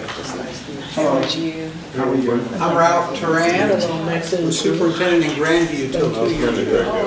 And you are? Look what color it is. I love it. Look at the color. Hey. Oh, could you look at that? I wear it every day. Really? Yeah. Nice to From meet the you. red to the blue. I was superintendent in Grandview for 10 years, spent most of my career in Wichita. But I love it. That's right. I tried to figure that. I'm Ralph Turan. Oh, wait. Brenda Jones, board official. Nice to meet you. Nice meeting you.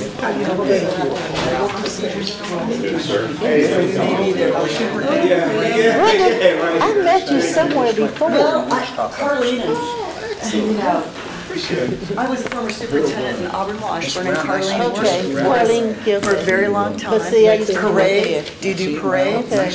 I've probably been up there when Herman knew it. Yeah, Because I grew up there. yeah. I said, when I saw you, I said, I know her from somewhere. So we campaigned last time, 2016, we did parades together. Do you march for him? Oh, honey, I was at, you know, had his grandbaby. No, it's my brother, the sheriff. He's the sheriff. She knows the sheriff. She lives in Shawnee County. Yeah.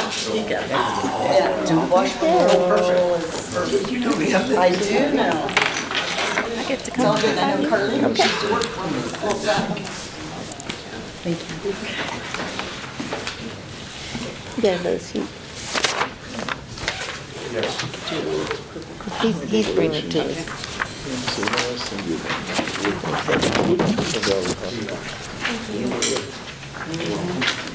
I don't know that that really addresses it. That wasn't thinking about the discipline. Oh, and tell them who you are, because they didn't get to.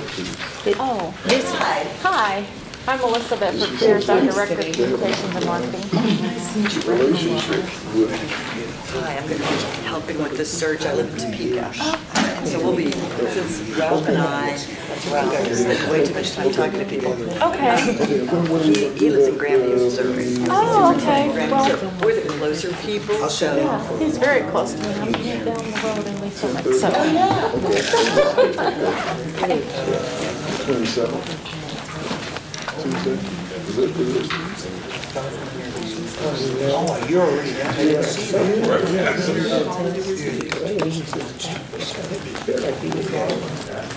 Yeah.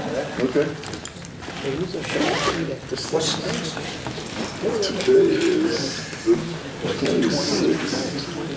Today is the 26th. Today's the 26th. Okay, we'll do it tomorrow. Okay, I just thought I had the names. I see it. Does that work for you? Do you want to do it in person, or do you want to do it? Phone will always work well with me. Well, let's just go. Okay.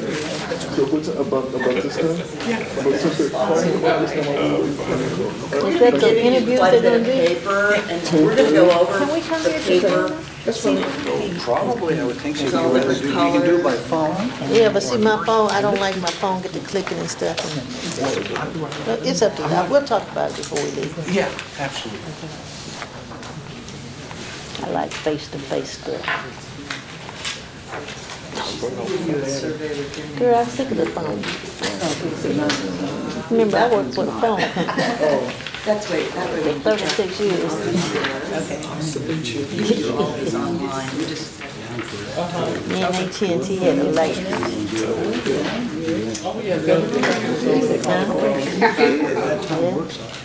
I used to be vice president of local, secretary treasurer of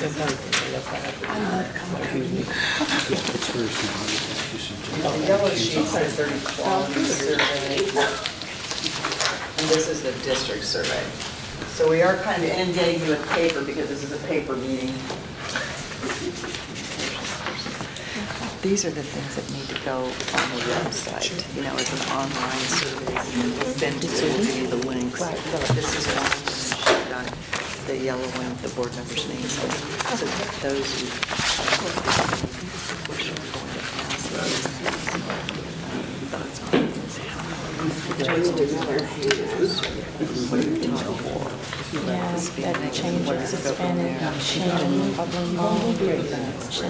Personally, can't do more than 4 years because they just don't return them to us. Oh, okay. So this is the district survey. This will be something that we'll put on your website as a link. And we'll explain all of this to you here in just a second. You can do both of these on yourself too. This is a district-wide, is this your pile? This is your district-wide survey. It's kind of like school, isn't it? Is that your pile? Last 100 years.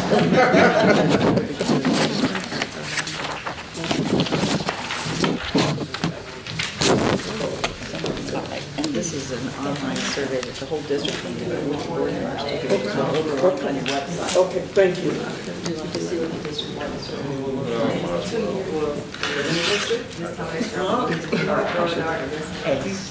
Okay, good evening. Good evening. First of all, again, I'm Mike Rex for the young lady, those who were not here last time. I am the lead consultant for the search. You met Ralph and you met Brenda. The three of us are retired superintendents, but we're still involved and engaged in trying to do things to make schools better for all of our children. I'd like to first of all thank you for selecting Red Associates.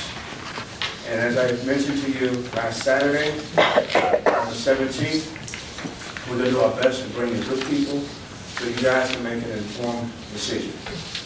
Okay? Before we start the meeting, there are interviews. Each of us I interviewed one person today, Ms. Humphreys, and I have 2 more people to interview.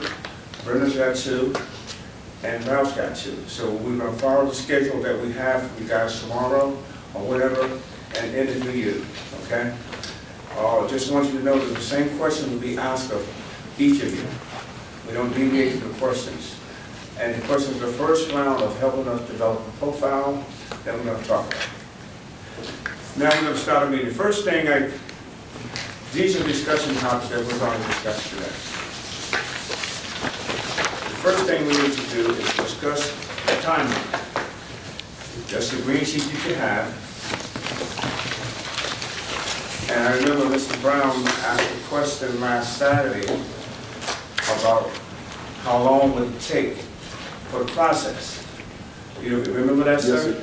And we began to think, and when we saw the first timeline, I talked to the office, so we made some adjustments. So I really do, we thank you for allowing us to come in tonight. That you had a meeting tonight, and this meeting was supposed to originally take place next week. But because of your question, and we look at what we try to do, we said, well, listen, we can come in tonight and do this. So we thank you for giving us the time tonight. Thank you. And if you look at the timeline, there's stages. The first stage, you see where we are now. And I'm not going to read this to you. Just going to go to it briefly. This is tonight. If you look at the 28th, we will have the survey that you have in front of you. That will be online. Now, one of the reasons we give it to board members is because we want to make sure that these are for board members. Some board members elect to do it online. If you go online, we'd like you to do it because you don't have to do it here. You can do it online, but if you do it online, please put your names on it. The only reason we ask that, so when we begin to discuss, we can talk about what board members, we don't mention your names, we say this is what board members said. We won't say what board members said it, but we do that because part of the profile is a comparison of what the community is saying, district personnel, students, and parents. And you've made the board's decision for this is totally up to you. You guys are going to make an informed decision about who your next superintendent is going to be. So, Can I sure, add go something ahead. here? Okay. Sure. So this is the district review, which will also be a link on your website. And this is just good information for the district to collect about what your constituents think about the district, about how you spend your resources, whether or not your schools are safe. It's just great information. And so you'll have 2 links on your website. One will be the 30 quality survey, which looks just like that yellow sheet you have with your name on it. That is the survey that will be there hopefully in the next couple of days, that everybody in your district will get information about how to access it, and then we'll collect all that information and share it back to you. The one question I want to ask is languages. Yeah.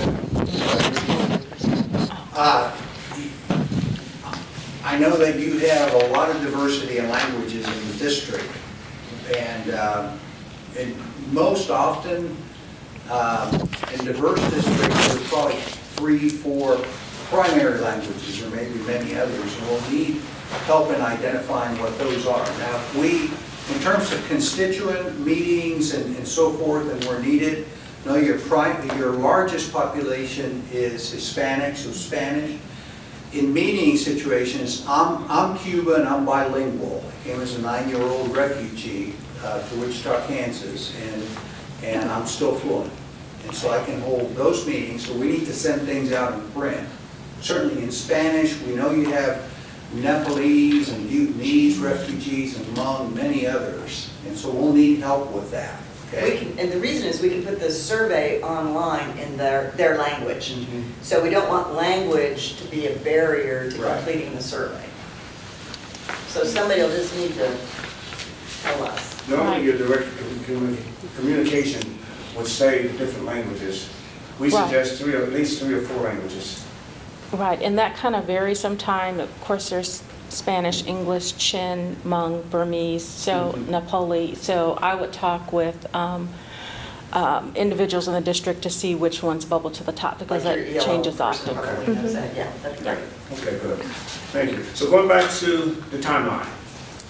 Again, I said, look at the 28th. This is when the survey that Brenda spoke about is going to go online in those languages. If something's delayed, let us know and we can say, okay, we're working with you. But the survey is, we would like for the board to understand that the survey, we would like for it to go to district personnel, parents, all those constituents that we're going to be meeting with. We want everybody. District of this size, we're good if we get 1,500 return completed surveys. But it only will happen if the district decides to send things out, let the community know it's on the website, the teachers, the administrators, as many people as possible. Students. Okay, so. No, that's And if you look this at one. But the 30 qualities, the yellow one, if you want to be back on building the superintendent profile from the 30 qualities, and the golden form is to inform the district about how folks can use the district. Now, if you look at those qualities, just for a second, the instructions are important because all of the good qualities, superintendents have. If you find someone with all 30 of the qualities, then you're probably looking to find genius to come in here. And that may be kind of difficult. However, we're asking you to read the instructions because we're asking you to only do 10. You do 10, if somebody else does 10, nobody said the same thing. And we select those. And while we're doing that, if you would, So if I'm doing it online and I complete 12, will it let me do 12 or will it lock it after 10? it will lock it out. You can only do And then some people will try to do all 30 because they're good. But it won't let you? It won't let you. Okay. Okay? Yeah. Do you have copies, Ron? Okay, Yeah, okay. What we're going to do, we're going to just show you those, but we're going to need those back. Yeah. But on one side, you'll see district information, and to your director of And you will communication. share it back and forth with each other differently. Yes. On one side of the district information, on the other side, you will see some bullets, could be the 30 qualities, could be 12, depending on the district. Those are different districts, but that's what the flyer will look like. And then when the flyer, or this flyer has to be approved by you, so when Brenda and Ralph will come out and make sure and go over the survey results, so you know who said what, and hopefully you guys can approve the flyer. So the profile of the superintendent is what he's talking about, because the 30 qualities will inform you as to what the community is telling you and what you're telling us about the qualities you want to see in the next superintendent. So in all of those flyers, you see profile of an ideal candidate. Right. That's what that is. And one may look at some of those brochures and casually and say, well, they all basically say the same thing. Everybody's looking for Superman, Superwoman. But it's not. Every search has its own culture and what it's looking for. And yours is going to, we just finished Shawnee Mission, we finished Pittsburgh, Mike's working some all across the country. Every place has its own unique strengths, weaknesses, things driving it, things restraining it, and these surveys really help you get to that. And it creates your own flavor for your district, which is unique. Now, if you notice, looking on down, if you have questions, please ask us. But look down on the 4th. On the 4th and 5th, and we spoke to Susan about this, and she spoke to you guys, that's when I have the stakeholder meeting. Now, when we have, it's actually the 5th, but in case someone calls and says to Susan, listen, I can't make it, can I come this, can we alternate another date? It will be the 4th. So those are the 2 days that we have. And in stakeholder groups, she gave us a list of the people we're going to be meeting with. 7 or 8 groups. And if you look at that, I think you'd say they've seen it, right? It's attached to their board docs, yes. Okay. It's attached. And if you see a group that we may have forgotten that you think should be involved, then let us know. We can make those adjustments on the 4th and the 5th to make sure we see as many people as you guys want us to see. So that's the 4th and the 5th. Do you want to know what we do on those days? We bring them in, and you all have to send out the invitations because you know how to contact these folks. You determine who your groups were. So they come in, and there's usually 2 of us.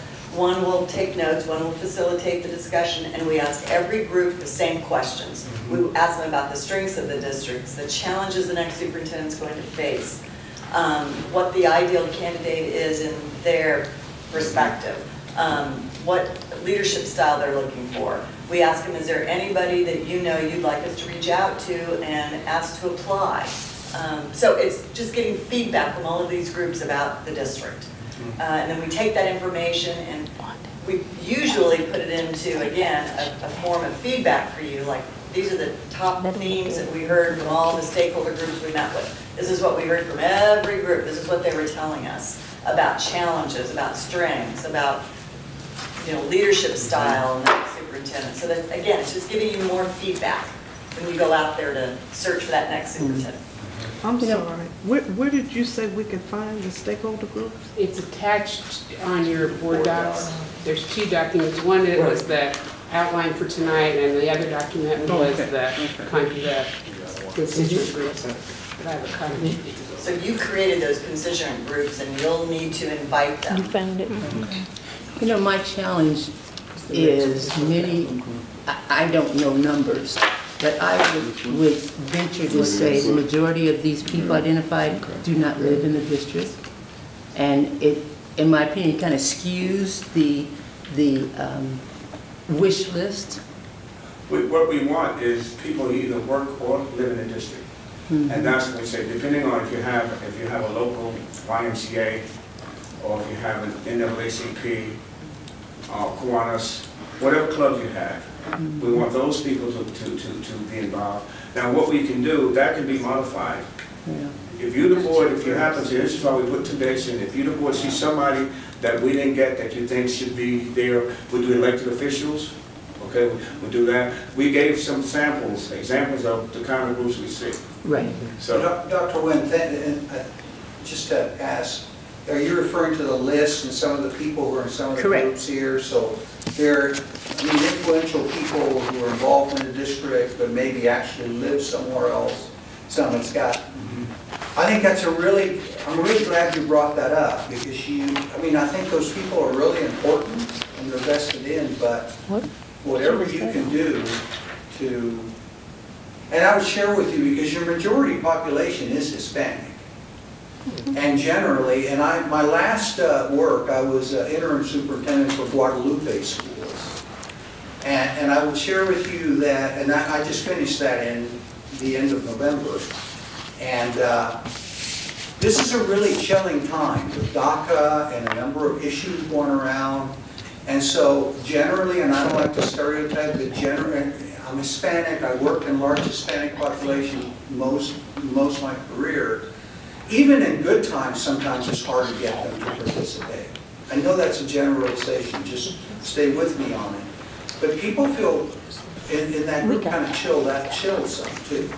So anything we can do to help that, and I think it's going to be hard, but let's make sure that we do that if at all possible. And honestly, the stakeholder groups aren't going to, their input won't be viewed by us as any more important than the surveys. Those surveys will be your district constituents, and you'll get many more pieces of feedback from that than you will from our stakeholder groups.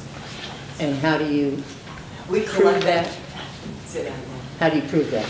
Prove that they are from the district. Well, they have to identify themselves as teachers, students, administrators, parents. I mean, they self-report, so we're just going to hope. And they'll get to that survey from your district website, and the only folks that will know about it are the folks that attend school here. Okay. So, could somebody slip in? Yeah. But they're probably solo incidents, you wouldn't worry about it. For the most part, right, for the most part, you'll have 99% of the surveys will be your district. Your district. Okay. Okay. I have a question. Sure. Who makes up the community vision team? Because we just got on the board and we don't know who these people are. The community vision team were the people who got together before the bond issue to look at the schools to see what we needed to do. And they were the team that went out and promoted the bond issue. It was Cindy Cash, I was on it, Reverend Barron's was on it. There was a whole bunch of community J.D. people. Rios. J.D. Rios McGee was on it. It was a whole big group of people who came together and looked at the stuff that needed to be done, and we went out and promoted the bond issue. It was just called the Community Vision. But about a third of them do not live in the district boundaries. Yeah, you would think you would know people who live here. Ray Daniels was on it. I mean, most of the people did live here.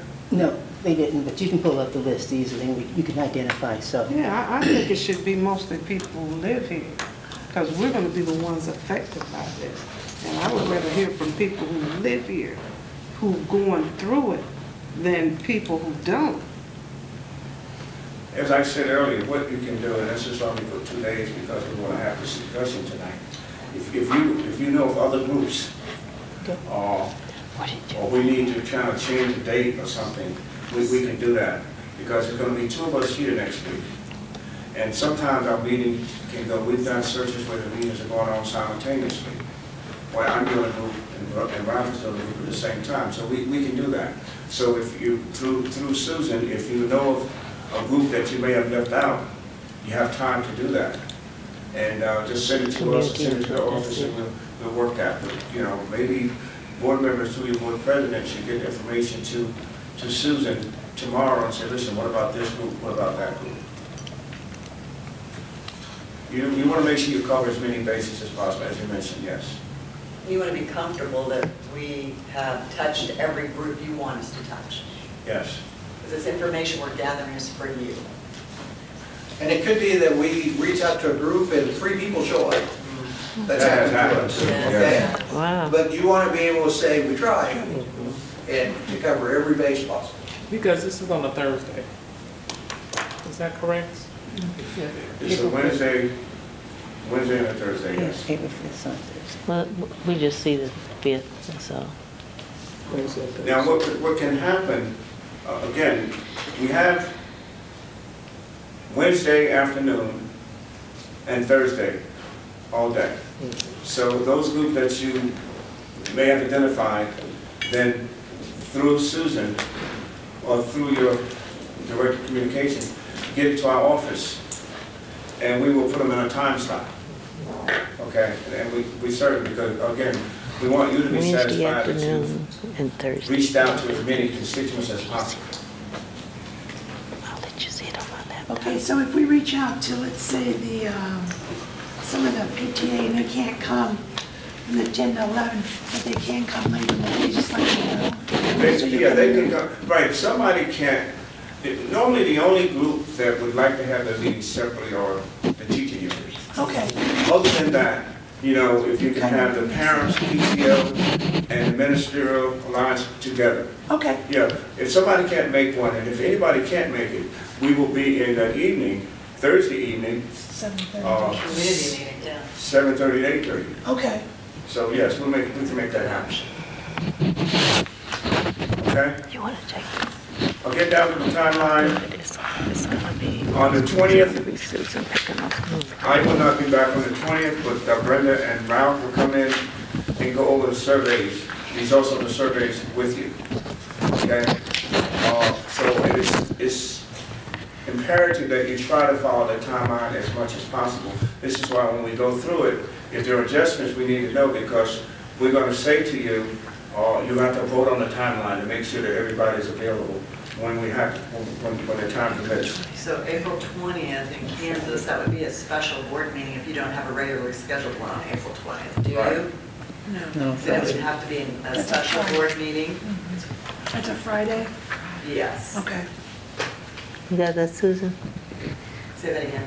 I was asking Susan, did she got Oh, April, Susan. a special board meeting? This is for the purpose of, Yes, for the purpose of Finalizing. approving the flyer and going over the profile, because we'll have all the 30 qualities, so and we'll have them ranked, so you can see what everybody in the district said was most important to least important.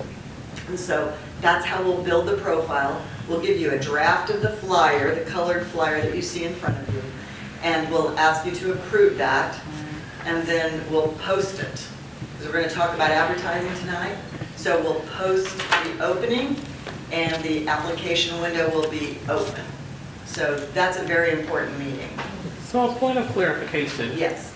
Will you be sending us a flyer prior to the meeting? So Yeah, that we'll we be can- working hopefully with your communication person, yeah, because we want to check detail on district characteristics and data. We'll send you a draft of everything except that profile, because we won't know it until the survey closes. So you all can look at it, talk about it, import pictures, because we love pictures of kids in your district.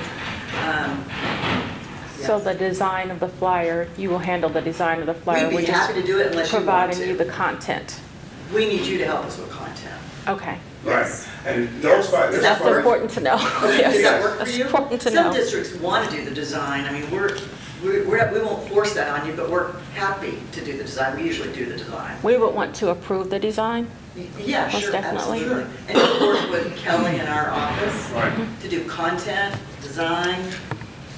The only thing you won't see is the profile until we're ready for that meeting on the 20th, and then we'll drop that in for you to take a look at. And then at any time, you guys may decide that you like one of the bullets better than the other ones, and if you wanted to change, and sometimes we would want to put them in rank. Yeah. That's totally up to you. The flyer is only a draft until you guys approve it as a board. Okay. Going on down, if you look, like I said, I don't want to read this to you, but let's just skip down. On the 20th, they're going to meet with you, and then we're going to put the information out. The flyer will go out to our 170 associates around the country. And that's when the recruiting will begin. And as we said earlier, we're going to interview each of you. One of the questions we ask, you have anybody you'd like to recommend? And we say that we take the person's name, we contact them. We won't say who recommended, but your name came as a possible candidate or you're interested. If they are interested and meet the qualifications and the characteristics, then that person can apply. But they know that they go through the same rigorous process as everybody else. So from the 23rd of April until the 24th of May, that's when we'll be recruiting, heavily recruiting. What we want to change on the timeline is what's going to happen on June 5th or 6th. Right now on yours it says June 5th, but what we want to do, we want to do something differently on the 5th. It says on the 11th, but instead of the 11th, we want to, on the 5th, we want to have the meeting that we were going to have on the 11th, on the 5th. So the question is though, can they do June 2nd? Can they do June 2nd to June 5th? Right. What we want to ask you is instead of, the change we'd like to do is have a meeting on June 2nd to do the videos. I think if I mentioned before, we do a one-way video where we ask 3 questions and then you guys will sit. We will be here on the 2nd, and that is when we will say to you, you guys will decide. We will bring you between 8 and 12 applicants. Look at those videos. On paper and on video. Video, right. You look at them and you decide, okay, I like this person. This is the first time we do the matrix. The matrix will narrow down and say who came in first, second, third, and fourth. And then we'll have a discussion with you for you to decide, okay, this is how many people we want to interview. We want a face-to-face interview with 8 of these individuals. Okay? But that's an important meeting, so we need to make sure that that date is good for all of you. Now let me ask this, sometimes boards don't mind meeting on a Saturday. Because again, It will be 4 hours too. right, It's a 4-hour meeting. It's a 4 or 5 hour meeting. It's full on. A little clarification for stage 3. Is normally 4 weeks enough time to get enough candidates? Yes. Yes. Every search I've done has been 4 Yes. weeks. It's enough, and then this one is pretty late. So anything we can do to keep it as lean as possible, it's good, but it's enough time. For example, I will be going down to National School Boards on the 6th. Even though we won't have the flyer, a lot of superintendents attend that, so we'll be able to say that we're doing a search for Kansas if you're interested. So yes, 30 days normally, that's the time limit that you have, because people, the first, like, last 2 weeks, that's when people will get serious, say, I want to apply for this job. Because you've already had some sort of word of mouth, or? You've had, right. And it's on our website now, so it says coming soon. Okay. So people look on our website, they see Kansas City, Kansas coming soon. Okay. And then on the 28th, that's when it goes live, and we'll start the process. I just wanted that clear. Okay. So do you think June 2nd would work for you for a 4-hour meeting? It would be a special board meeting and executive session. It would be an executive session the entire time. What date is that? Saturday. It's a Saturday. I mean, I actually think Saturday June seems to be good, because you try to do that meeting after working all day. Oh, it's hard. Oh, my goodness. Yeah. And what you do, you have it in the morning, then you provide lunch, you know, and then about 2 o'clock, and that's when you Start about 9, I would say. 8 or 9. 8 or 9. 8 or 9. Yeah. That way, you know, it really does take 4 hours usually, because you need to, at the end of that meeting, decide who you want to bring in to interview. Right, so 8 or 9 o'clock? 8 o'clock. 8 o'clock? 8 or 9 o'clock. 8 o'clock. 8 o'clock, fine. The better for me. What did you say? I said the sooner the better for me. Okay. All right. My kids do not have an alarm clock saying it's Saturday. Okay, so what we'll do, we'll schedule a meeting for the 2nd, which is a Saturday, and then we'll have our first round of interviews. Look at the 5th again. Our first round of interviews will be on the 5th or the 6th. What do you think about that? And so, the screening of those moving to the first round, you guys are doing the screening of those Yes. on your own, and then y'all will present the 8 to 12 applicants. Exactly. To us. Okay. Yes. Okay. Now, we will also have, so you'll know everybody who applied. We'll have the names of the people who applied, because sometimes you may have asked someone, and then you may ask one of us, well, why was that person selected? We can tell you, but we can show you that person did apply. It's only happened a couple of times where somebody named it, make it, and we'll say why. Because we do vet them. So what rubrics are you using to vet them? Or what scale are you personally using to vet them? Yeah, we have in our office, and this is something new. First of all, we would just do Google. I would Google, we all would Google as much as possible to try to find out. But now we use a firm in Cedar Rapids to help us, because we go further than we could go. Okay. Okay? We do, bankruptcy kinds of things, parking tickets, drunk and driving, those kind of things. Because we don't want, as I said before, we don't want to be surprised, and we don't want you to be surprised. So we make sure the folks are good people and don't have track records that would embarrass us, embarrass you. So we vet them based on their education, their experience in like-sized districts. Do they have a proven track record? We call their references, not only the references listed on the application, but other people we know that might know them. We do a complete background check, and it's not just social, it's lots of social media now too, with Twitter, Google, LinkedIn, YouTube, Facebook, and then, we look at your profile, what you're saying you want in your next superintendent, and see if their references and their application materials and everything we've read about them, and we do about a 45 to an hour phone interview with each one of them, asking them specific questions that help us determine whether or not they would be a good fit for your district. For some, like the last search that we did, it was really important, or I guess maybe the search before, it was really important that somebody knew a lot about special education and inclusion and how to make a different culture in the district and in the building. So that was a key component. Another district wanted to make sure that the equity program that they had put in place was something that the candidates were familiar with, that they would continue on with. They did not want that to be disrupted. It was too important. So we spend hours putting together reports on these candidates that we think are viable candidates for your district. And that information helps us decide which 8 to 12 we're going to have do a video and have you watch. I mean, that 4-hour meeting is really important, because we will talk to you about each one of these candidates, why we felt they would be a good fit for your district.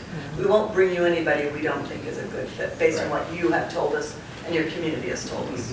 Will we know the questions you asked them on the phone? Well, we can share that with you, Yeah. sure, Yeah. absolutely. Yeah. It's not confidential to anybody but them. We only want them to know. We also say to them, is it okay to call other people who Yes. you have not sent as references? And we'd like to hear yes, you can call anybody you Yeah, want. it's really, So if they haven't provided a reference, how do you find They out? have to provide references or they don't go Yes. forward. Yeah. Right, but you said Right. call people But we not on their also, reference. we also ask them a question, which is, can we call other people besides those you've given Right, us? how do you find those other people? We How do you have identify ways. them? Yeah, We have so many networks. We have 170 associates. We already know also, we just met today and we know about 10, 15 people in common. I mean, it seems like it's a bit, it's.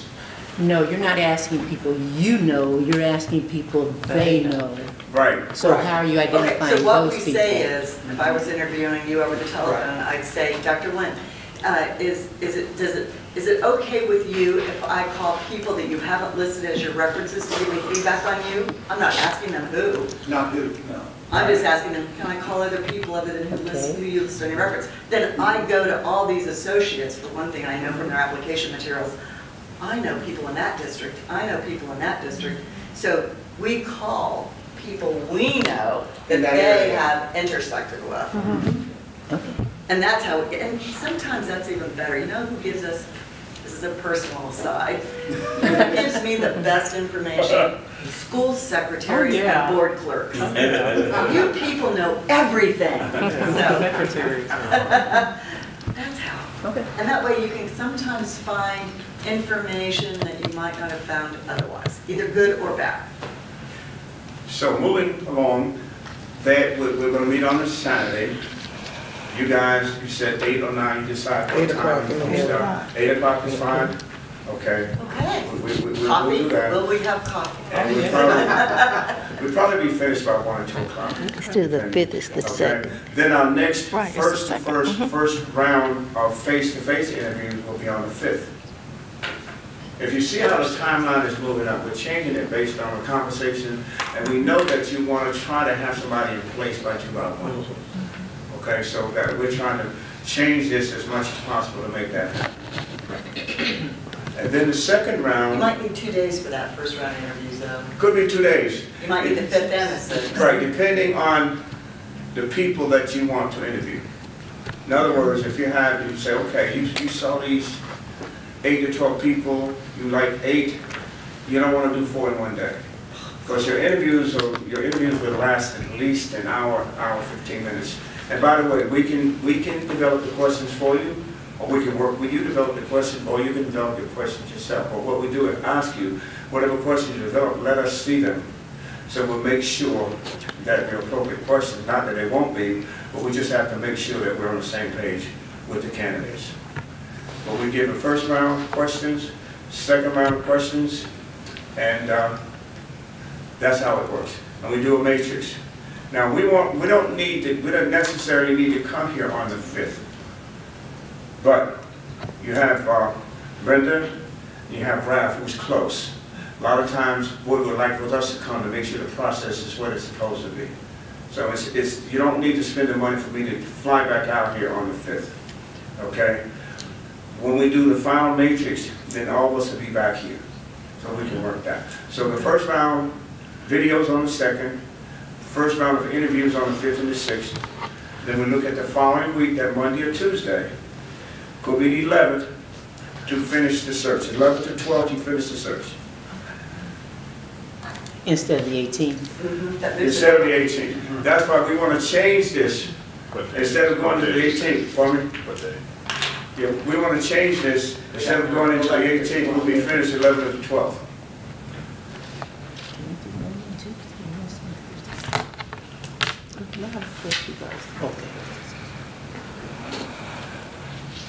Okay, now what if you agree with this, we would like for you to vote on the timeline. Or if you think you need more time, we don't want to rush you, but if you think you need more time, we would like for you to try to vote on the timeline, which is very crucial, because you're saying to us those days that we talked about, I'm going to adjust my calendar so I will be available. Because it's 7 of you, so it won't look good if 5 of you are here and the other 2 for whatever reason, unless there's an emergency, things happen. If there's an emergency for somebody, then we have to work with that. Well, I work during the day, so I work during the day. Okay. So a teleconference, if you want my vote, if it's during the day, a teleconference. We want you to vote, but we don't want to. But I would not be able to make it. We don't want you at to. all. No. I'm just letting you know. What I'm saying is, we would start, what time we out from work? I get off from work at 5 o'clock. Okay, then sometimes we may have to start at 6 o'clock. You know, I mean, that's the adjustments we make. We start at 6 o'clock, the candidates will know that. We're gonna work from 6 to 10. You want to make sure all 7 are here. Pardon me? Yes. Oh, yeah.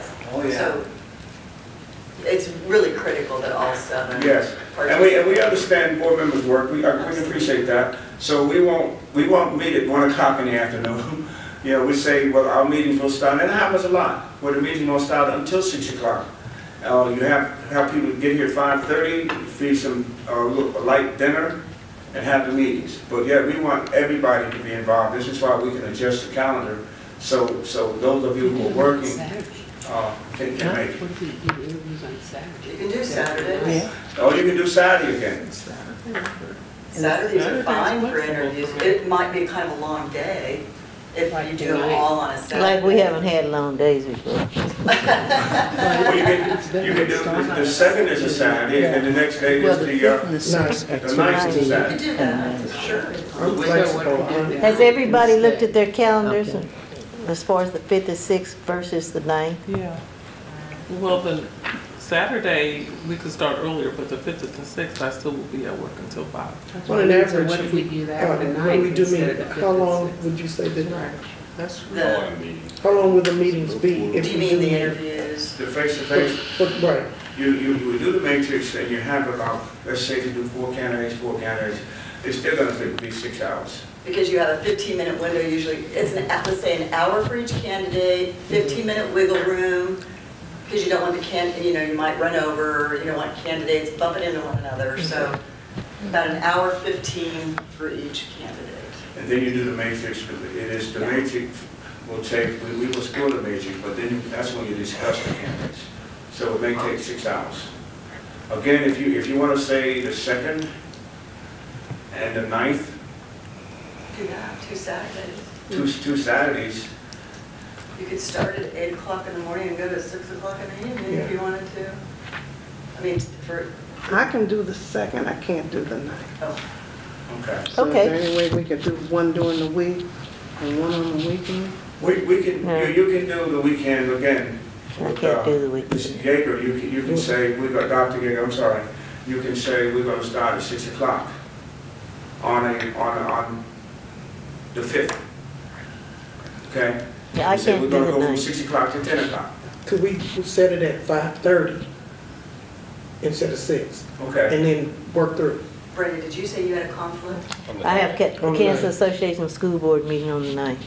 Oh, on the 9th. Okay, so the 9th is not turning out to be the So on the best 2nd. Saturday. So It seems the like they 5th want and during the 6th. week. Okay. Mhm. So Or do the I evenings heard of the the 2nd, which is a Yeah, Saturday. the 2nd. Well, the The 2nd? 2nd's already taken up. It's already taken up for a special Sorry, meeting. I'm Yeah, sorry. yeah. We got that fully scheduled. But if we can, I thought I heard Dr. Rush Yes, say that if yes. we continue with those 4 interviews and work up until, say, about 6 o'clock. Yeah, you can do that. Can we do that? On the 9th, you can work up But to 6 o'clock. we can't do the 9th. You But can't not on the 9th, just on the 2nd. So We do the 4 hours in the definitely, morning. you won't be interviewing anybody else. Right, On right. the 2nd. Do the 4 hours in the morning, we break, then we would do the 4 interviews. No, you can't do interviews on the 2nd. No interviews on the Because you 2nd. haven't, Watching the The videos videos, you mean, in the right, afternoon. right. but you have not, the videos are the first step to determining who we're going to invite Okay. into your interview. So we wouldn't know. Okay, who I to see what interview. you're saying. Yeah, Okay, yeah, thank yeah. you. So you Videos need to on the line- 2nd. Yeah. Right, so we'll need to do the 5th and The the 5th 6th. and the 6th. You can do the, 5th, the 6th, and the evenings. Wait a minute, you can do the 8 videos on a Saturday. I think that's what you're referring to. No. She was talking about actual interviewing. Oh, you're talking about face-to-face interview? Yeah, on the same day. The second day is the day you can do it. But Okay, I'm but just- then that's what Dr. say. Gator was saying, that she works. Yeah. So we were trying to figure out a Saturday, but since we can't do a Saturday, we can do the 5th, which is a Wednesday, but starting at 5:30, as you mentioned. But we do have the one Saturday. Yes. Right, that, the one Saturday, the second, that's what we're gonna do, the video. Right. But That's say when we the look first- out and see who we want. And the first face-to-face interviews, we can start at 5:30 on the 5th. Yes. The 5th of Tuesday. The 5th is Tuesday. Right. And the 6th is Wednesday. The 6th is Wednesday. Yes. I mean, Yes. we've done it before because we tell them the Yes. board is going to interview on these dates. If Right. you're And we tell selected, them- will you be available? Exactly, we didn't tell them early enough what the schedule is, because they haven't given the timeline. So how does the 5th and 6th look to everyone? Acceptable. Yeah, I have no problem with So we're gonna do 8 to 12 applicants in 2 days. Mm-hmm. You'd only be doing 6 to 8. You do Because 6 when you right. see the videos, you're gonna knock off probably four people that you're like, no, they'll just drop off because. So you do half on the first day and half the second? Exactly. Yeah, They'll probably look at 8 to 10 videos, right? yes. And most likely, 6 to you'll 8. pick 6 to 8. Six Right. has Could been be the as few as common number 6. for me. Exactly. The Yeah, last 6. 5 searches I've done, it's been 6 face-to-face interviews. Right. I think. So if you have 2 nights, you know, the 5th and 6th, you can knock out 3 or 4 in one night, or 3 Right. or 4 in the next Right. night. You can Yeah. do You're all gonna of be them. really tired. Yes. You can do it, and other boards have done it. I hear you. I just want to make sure they understand that. So it'd be probably 5:30 Fifth to and sixth. 9:30. I mean, The you could 5th and be 6th. 5:30 to 9:30 on Yeah, both days, is what that time? right? 5:30. Or 10, yeah, but Okay. 5:30 to what? you're much younger than I am. 9:30 to 10. Okay, so the 5th, so we have the 5th and 6th The time? from 5:30 to about 9:30. Yes. I cannot leave early from work. I will be late twice in a row. So Okay, I why will don't be we- late. Do you want to do 6 then? Wait, we'll do 6 if So you, on Wednesday, one day, I will be able to come at 5:30, or 5. But the next day, I would have to definitely work till 5. well, then why don't Let's we, just do why don't we do 6. the 5th at 5:30 and the 6th at 6 Or you o'clock? can even do 5 o'clock on the first day. You can do 5 o'clock on the 5th, and then the 6th, do 6. Because I can make it at 5. Okay. So the first day we start at 5, the second day we start at 6. Thank you. Okay. So Tuesday start at 5 and Wednesday 6. So when you give us the 8 to 12, if 6 to 10, whatever, if 4 of them are just, they bomb that video, do you ever go back and pick up any from your pool that you didn't? No, not usually, because you'll have a good group left. What time was You'll 6? have 6 good people The left. 5th is, Well, the just 5th asking if is you don't. 5. He asked about the 6th. No, the Okay. 5th is Let at 5. me- That's what I'm asking. I'm not feeling That's what I'm comfortable with the 6 o'clock. You can't get here at 5:30 if you get off work at 5? How far do you No, have to I have transport to yourself? I have to get off work. I have to pick up my kids. I have to take my kids to a sitter. Okay? Mhm. Then I have to come to the meeting. Okay, So that's all I was asking. So I'm just saying, I never in my life can come from work straight here unless my Okay. kids are sitting for 5 hours, and that's not going to happen. Okay. So I can, The next day is at 6. there's no way. She said 6. I would be happy to make it here exactly at 6 o'clock. Okay, that's why I was asking, because Right, rush when I hour first traffic, I asked- would be great to make it here at 6. So when I pushing first it. asked, you said 5:30 would be a good time. Right, And for 6 o'clock is for really one late. day, for one of the days. Can I ask this question? Yeah. Is there any way possible that you can make arrangements with your husband or someone else to do that for you? I'm saying, you can Since this start is an whatever the isolated time you incident. want to start. I will not be here on time. So if you guys want to start at 5 or 6, No, hear me no, out. but I'm saying, I understand that That- you have your commitment, and I Right. respect you in that. Right. But I'm just saying that since this is a special situation, is Right. there any way possible that you can make arrangements where Right. someone else can? If not, we'll go with 6 o'clock. right, I cannot because I'm Okay, already that's all I wanted to given know. up time on Okay. a different day that I have to make up Okay, on thank you. future days. Thank you. And again, I'm not trying to put No, anything it's on you, fine. I'm just asking. Right, it's fine. Thank you. We good. Okay, so we're good with 5 o'clock. 6 o'clock. Wait a minute, 5 o'clock on the 5th, Yes, yes. 6 o'clock on the 6th. Right. Okay? Then the final interview for 2 or 3 people will be on the 11th and 12th. The reason we say the 11th and 12th because we have to make sure that you guys are available, making sure that the last 2 or 3 candidates are available. You guys have to also make a decision. If you interview 6, are you going to bring about 3 finalists or 2 finalists? Now, you can't do that until you see the candidates and see how they work out. But that's something. That's why we put the 2 dates in there: the 12th, the 11th, and the 12th. The 12th is our regular board meeting, so that we can do it on the 12th. We can't do it on the 12th. So we'll hopefully do it the 11th. If not, we have to go into the 11th and the 13th is what, Saturday? Wednesday. Okay. The 11th and the 13th. Okay? Could you go back a second? So what are we doing on the 11th and the 13th? Final candidates. Final. You'll see your final candidates and make a decision, hopefully on the 13th, as to which candidate you want to offer a contract to. You'll be interviewing.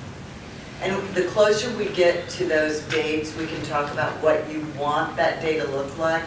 Do you want the candidate to tour the district? Do you want them to meet with any groups, or you just want to bring the candidate in and interview them? Susan, correct me if I'm wrong, is the 13th and the 13th are foundation? The foundation, golf tournament is all day. It's all after the dinner afterwards. I don't know if that matters. I don't know what you all do on that. We have a golf tournament for our foundation. You did Do you all participate? It's all day long. If you all don't participate, we can run it without, I mean, we can do this without We usually Susan. show up at the golf tournament. Can we do it on the Public 16th? meeting, You gotta have the board clerk or at least the, And Do she, you ever appoint another board member to be the, do you have a deputy? Can we just board do it on member? the the board member 16th? can't serve as the board clerk. now we have a deputy, You have a deputy then? We do have a deputy. but they usually work, almost all of them work the, Can we do it on I'm the not trying to- 16th? Well, we didn't no, know. I'm Yes. just saying, all of them. Okay. To answer your question. Can we do it on the 16th? I can't. I'm having a family reunion. I'm already committed to that. And I wasn't trying to create a complication there, I just saw it That's on a the good calendar, point. so I just, because it's a school district function, I didn't know if that mattered to the board or not. We didn't know about it. That's all I was saying. That's why I said it, right? Yeah, I'm not into that. Well, you know what we But sometimes can some do? board members can do like the We have the 11th. appreciation portion. That's why I did that. Special session. We have the 11th, depending on if you're going to bring 2 or 3 people based on what you see, then we can name several dates and keep a date open, even if we have to go to that following Saturday, if that's not. What's that What's next? the 14th? It's the following Saturday, it's the 16th, isn't it? She said she can't do it. Yeah. The 16th. Can we do that Friday, the She's not 15th? available on the 16th. Who's available on the 15th? You can do Friday the 15th. Oh, you'll be out of town. Well, Saturday. Oh, it's out of town, Yeah. okay. What about the You're out of town 14th? My suggestion would be keep it on the 13th, but figure out something to do with the board clerk so that it can convene the meeting. I don't know what we'll do for sure. Doesn't Bridget usually work that too? But It doesn't. understand if we can't figure out something Wouldn't to be fix the one. that, we'll have to Right, adjust the right, date. So, So could you do the 14th? So right now, on the calendar, we're going to put the 11th and the 13th. Well, I said he this- says the 14th is, could everybody do the 14th? if you want me You there, I can't? can't. Okay, that's So, all. If Just that's up to asking. you guys, No, you need to be. then I can't do the 14th, so I got a bar association meeting that. We just want to be consistent, just has to make sure No everybody. disrespect to the attorney, but we've done searches without the attorney. And I like to say, if he can't make it on that date, then we got to finish the search. And then somebody will call the attorney and say, this is what we've done. And then you contact Okay, them you and send pull out a somebody, contract. all your guys go up to this meeting? The only reason I have to go to the meeting this year for sure is because I'm the president of the bar association. Well, that would make a difference, Right, but I mean, so I'm somebody presiding over it, I from, can't one of not be there. your subs that you seen, could they sit in? I could send somebody. That's what you got. He could send somebody over that day. Okay, Well, so for now, we have the 11th and the 13th, and Plan B would be the 14th if we can't find a deputy board clerk for the 13th. So I think we're good. I think let's try and get it done. What time are you gonna do it on the 13th? Is 6 again? Yeah. Or 5:30. Yes, we need to, yes. On the 13th, what we talking about, Let's just 5:30 or say, 6? let's say 6 o'clock, because that's easier, I think, on most people. Yeah, thank you. 6 o'clock. 6 o'clock on the 11th, 6 Won't o'clock on have the to be 13th, and if we have to do the 14th, it would also be 6 o'clock. 11th, 13th, and 14th. Just pencil those in. We may have to adjust, but we have time to do that. Finding a superintendent is never easy, obviously. I mean, it's a lot of work and a lot of time on the board's part, and it's unfortunate, but it does require a lot. But it is the most important decision Yep, the seven it of is. you are going to make. The Right. most important. And it's a sacred and a holy decision. So giving it is set aside. It's really, really crucial. I can't think of a bigger decision you're going to make. So I've got a question that I want to ask you guys, because I think it's an issue the board's going to need to make a decision on. Realistically, if we pick a candidate on the 18th, are we going to have somebody under contract and in place by July 1? Or do we need to be looking at an interim to cover the gap from June to July? Probably not. I mentioned when I was Probably here, not. that probably you want, finishing this on the 15th, 16th, you may not have anybody to start July 1. And I think I mentioned that you may have to have an interim for a month. Right. Okay. And realistically, knowing that the current superintendent's contract ends June 30th and we're right in the middle of budget in June, we probably want the interim in place. But there needs to be a decision the board needs to make, is all I'm trying to figure out. I agree. And I would make that decision anyway. I would say, in case, then you're gonna hire somebody. If you want us to point out people who could be interim for a couple of weeks or 3 weeks or whatever until you get the person in place, we could help you with that. We have people across the country who could do that for a nominal fee, of course. Well, they gotta be licensed by the state of Kansas. Well, we'll make sure we find somebody in Kansas that's licensed by the state. Okay. You know? So I just wanted the board Right. to know one way or the other. So it sounds like sometime prior to 1st of June, we need to be thinking about having a potential interim to cover the gap in case we can't get a contract worked out or don't have somebody start. You probably have assistant superintendents, don't you, or deputies that could, We have a deputy they could absorb that for 30 days? Yeah, there's options, Perhaps. but the board needs to be thinking about Yeah. that. That's all I wanted to make sure that we figure out So, what the board so wants. will we put that on our May meeting? I think you're almost going to have, I mean, I think you're going to have a discussion before May, and I think you're going to have to make a decision probably at that last meeting in May. This is just my 10-cent thought process, because if you're going to have somebody who's going to be in that role to cover that gap period, you're going to need time to make a decision about that. So we need the special session, I don't know if or we need a special session, but I think you guys need to be thinking about it leading up to May. We probably need to be making a decision at that last meeting in May as to what you want to do in that regard. If you decide, if you decide you want to do something internal, then we can approach the internal person you want to think about doing that with and see if they're willing to do it and figure that out. You've got to have time to do that. Or if you want to go external and get somebody to come in, again, you've got to have time to get that done. so April? No. April? The end of May is time. Like next week. Yeah, That's May's fine. fine. I think you have a plan ready, you know, conceptualized in the parking lot, kind of warming up, okay? Right. That's a good way to describe it. You need a plan. You'll be okay. You got time to deal with that.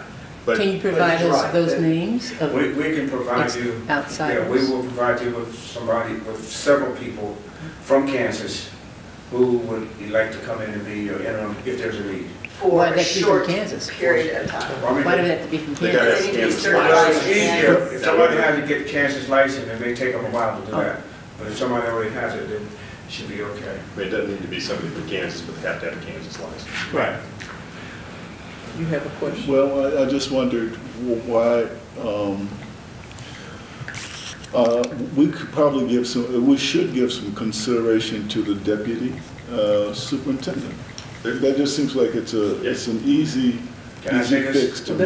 Not to interrupt you, but if your deputy is going to be an applicant, I don't think you want to get into that. Right. And see, you won't know until we poll people and it's open because it's open to everybody. That's a good point. You know, so. But there may be others in the district who can handle it for a short period of time. You've got good people here who will know how to advise, you know. And we'll know anyway in Right. May whether or not any of your assistants or deputies or anybody else in the district applies. We'll have those applications. We got time. We got time. It's not a We'll make decision sure we we get make some names tonight. of people. It's just, I wanted to definitively get it figured out one way or the other, whether we thought we needed somebody. And it sounds like there's potentially, so I think you need to be prepared to decide that for the. Okay, we're going to move along, and we don't want to rush you, but if you have other questions and need to discuss further. But one thing, Brenda's going to talk about the advertisement, but before she does that, you have to make a decision on wherever the candidates are from, you're going to pay their expenses. Most boards do that. Some boards elect not to. And then if you can say if you're one of the 4 finalists or 3 finalists, then you'll pay, you'll pay the expenses. And we trust that they don't stay in extravagant. We wouldn't tell them to stay in extravagant hotels or get Lamborghinis to get here. In other words, we tell them, like I'm staying at the Hampton Inn again. So and that's what we do. We spend your money like we spend ours. We're cognizant of where the money should go, and the money should go to kids whenever possible. So, but you have to decide. You don't have to do it right now, but at one of your meetings on the agenda, you have to decide if you're going to pay expenses of the candidates who are going to come in. So they might, mileage if they drive in, or if they're going to fly in, will you reimburse them for their airfare? Will you reimburse them for their hotel? And they would have to present receipts, and then the district would reimburse them. So one of the questions we have is who would they present those receipts to? Board clerk. Clerk of the board, Board clerk. okay. You do a lot, don't you, young lady? Very efficient. Okay, well. Do we assume they approve it? Well, can we ask you if you're ready to, based on what we said, you approve the timeline, and then we will send it back to Susan. Brenda, Susan tomorrow, and she can get it to you guys and make sure it meets what we all said. Okay? Everybody agree? Yes. Okay. Probably. Yes. You want to make a motion? Second. Motion been made and second. All those in favor? Aye. Did you say no? I said aye. Oh, I'm sorry. Those opposing, hearing none, so ordered. I'm With the tired. communications person, would you also post this on your website? Once you have the final version of it? Yes, we'll clean it up and send it. Right. We'll post it on board. Because everybody's going to want to know your timeline and your teachers. Okay, a couple other things. Brenda's going to go over the advertisement that we talked about. These are only suggestions we got. So you have a white sheet in front of you, and these are the different options for advertising for the superintendent's vacancy. And we'll be advertising, and the application will be open for 30 days. So you really only need to advertise for 30 days.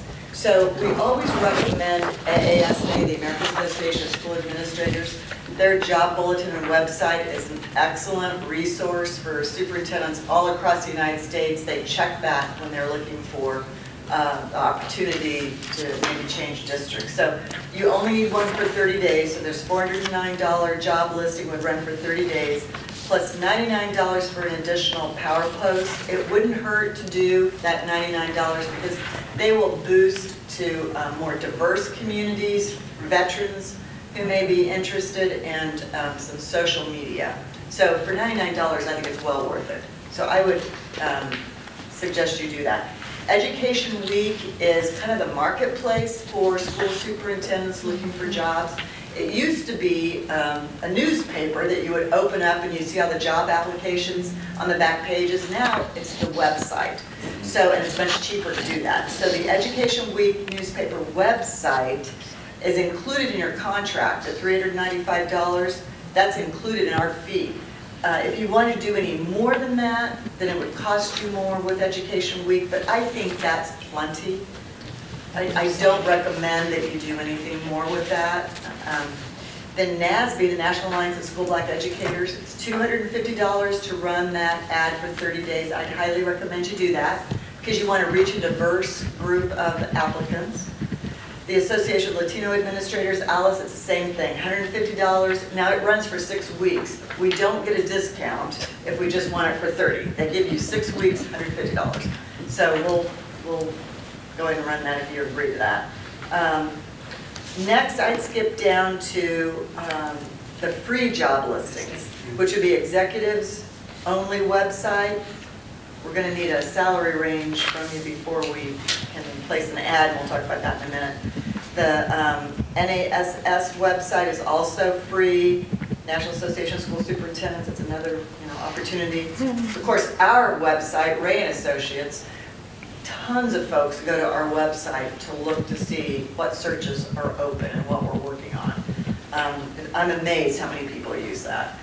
The Ladders Passport is just, again, another job site that people can look for, and it's free. Then the district belongs to KASB, and we're not members of Kansas Association of School Boards, but you are. So would you or your HR person want to put the ad out there for us? Yeah, we'd have to talk to them, but I'm sure they would, yeah. And the same with USA. United School Administrators will run that vacancy, but the district has to request it. And same with CASBO. I don't think we're a member. Well, you don't have to be a member of USA, but you need to be a district. A consultant can't advertise, but a school district can. Oh, right. And they'll do it for free. There's no charge. USA will run that vacancy for you, and so will CASBO. So those are the 3 things that the district, if you can reach out, we can help you if you want to know what to say. And all the other optional advertising that you see at the bottom under that blue heading, we don't recommend that. I think what I have just mentioned to you is by far the best vehicles to be able to advertise. And here's an example of what an advertisement might look like in a print form. So, does that sound good to you? Yes. What we recommended? Okay, so we would just need you to, your motion could be that you would approve advertising as suggested by Ray and Associates, and then I would give you the document with everything circled. There's 11 of them. Okay, all righty. I move that we approve the publication of the vacancy at the 11 recommended by Ray and Associates. Second. Motion been made to second. All those in favor? Those opposing? Hearing none, so. 12. It doesn't matter. I'll tell you what, I will write on, can I write on your copy? And then that will be a part of your record, and we'll count.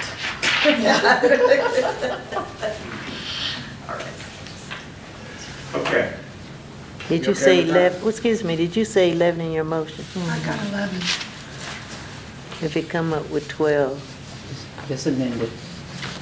we'll amend it to say 12, if it comes up 12. So, we'll see how many. One thing you have on your purple sheet is will groups be involved in first round interviews or second round or neither? That's up to you guys, and we're going to talk about that. Oh, okay. Okay, yeah, we're going to talk about it. We're trying to get out of the way the things that must be voted on. Oh, okay. And then we're going to just go down the list and make sure we're okay. Thanks for that. Okay. How many you got, Brenda? I'm not done yet. I'm Oh. being methodical. Oh, I see. But I'll get there real close. Go to your next item and I'll interrupt you. We'll go to the next item. I have a question right quick on the advertisement. You are providing that advertisement, right? That we would send to the 3 that you'd like the district to send to, Yeah, correct? I can do that. Yeah, we'll do that. You guys Okay. pay for it, but yes. Right. Well, those I are just free wanted to that be the school consistent, district so. Yes. Right. I'll do that Okay. for you. I Yes, just wanted to that's make fine. sure. Okay. Now, We approve it. We approve the text. Correct? Yeah. You got a card on you, so they'll have your card. She'll give it to you, Brenda. while she's doing that, I'm going to go to the next item. It has to do with the application for superintendent. Okay? Yes. It has to do with that. Now, Brenda being from Kansas and being a former superintendent in Kansas and also a representative for the State Department. I think you call him representative, right? Yeah, State Department. State. Legislature. Right. Now, normally, in some districts, when we give the application, there's certain things that cannot go in the application. For example, if you were in Connecticut or Massachusetts, if you look on the third page of the application,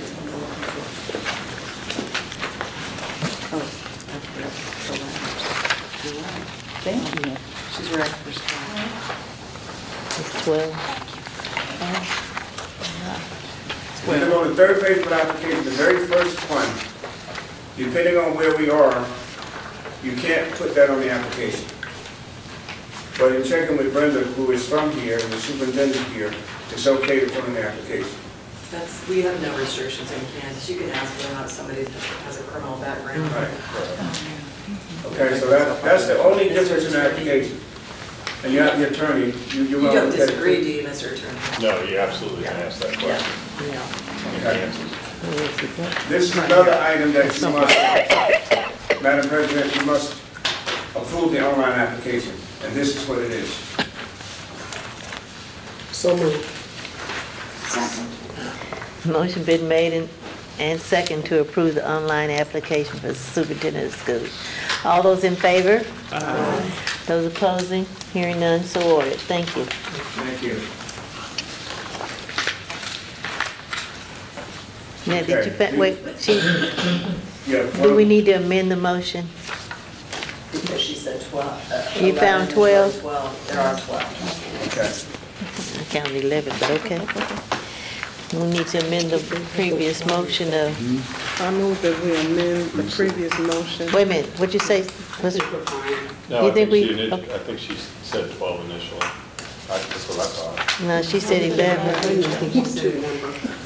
And somebody said 12. And She said 11, I said 12. Okay. Okay, that's what I heard. That's what I heard. Now And verified. when we made the motion, we said 11. And that's why we need to amend the motion. You're right. Okay. You're right. No, I was incorrect. In- Wanda did. Wanda did. Yeah. I second. Okay. Motion been made and second to amend the previous motion to, what was for application? To 12. Advertise, for the advertisement, 12 different advertising companies. All those in favor? Aye. Those opposing, hearing none, so ordered. Thank you so much. Thank you. The only other thing that we need to vote on, or you will need to vote on, is once we, on the 20th, the flyer.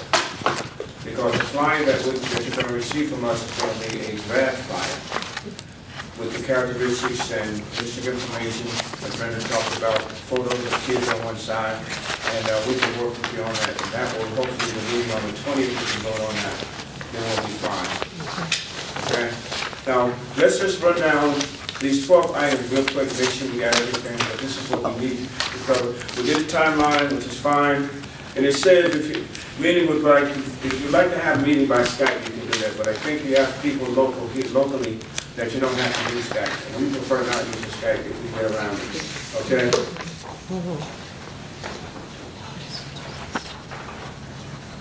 Number 2, the board would like to receive all meeting materials via email or flash drives to save money. Not that many, so we suggest if you want to see them email, just give us Susan's email. We'll email everything to her and she can get it to you guys instead of hard copies. That saves a lot of paper. Okay? The input process, who will be involved? Developing the profile, that's us working with you.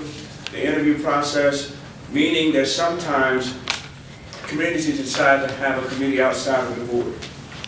Have a committee of maybe 3 board members and community people. I think because of the timeline that you're trying to do, I'm suggesting, not recommending, that you do the process yourself. Okay?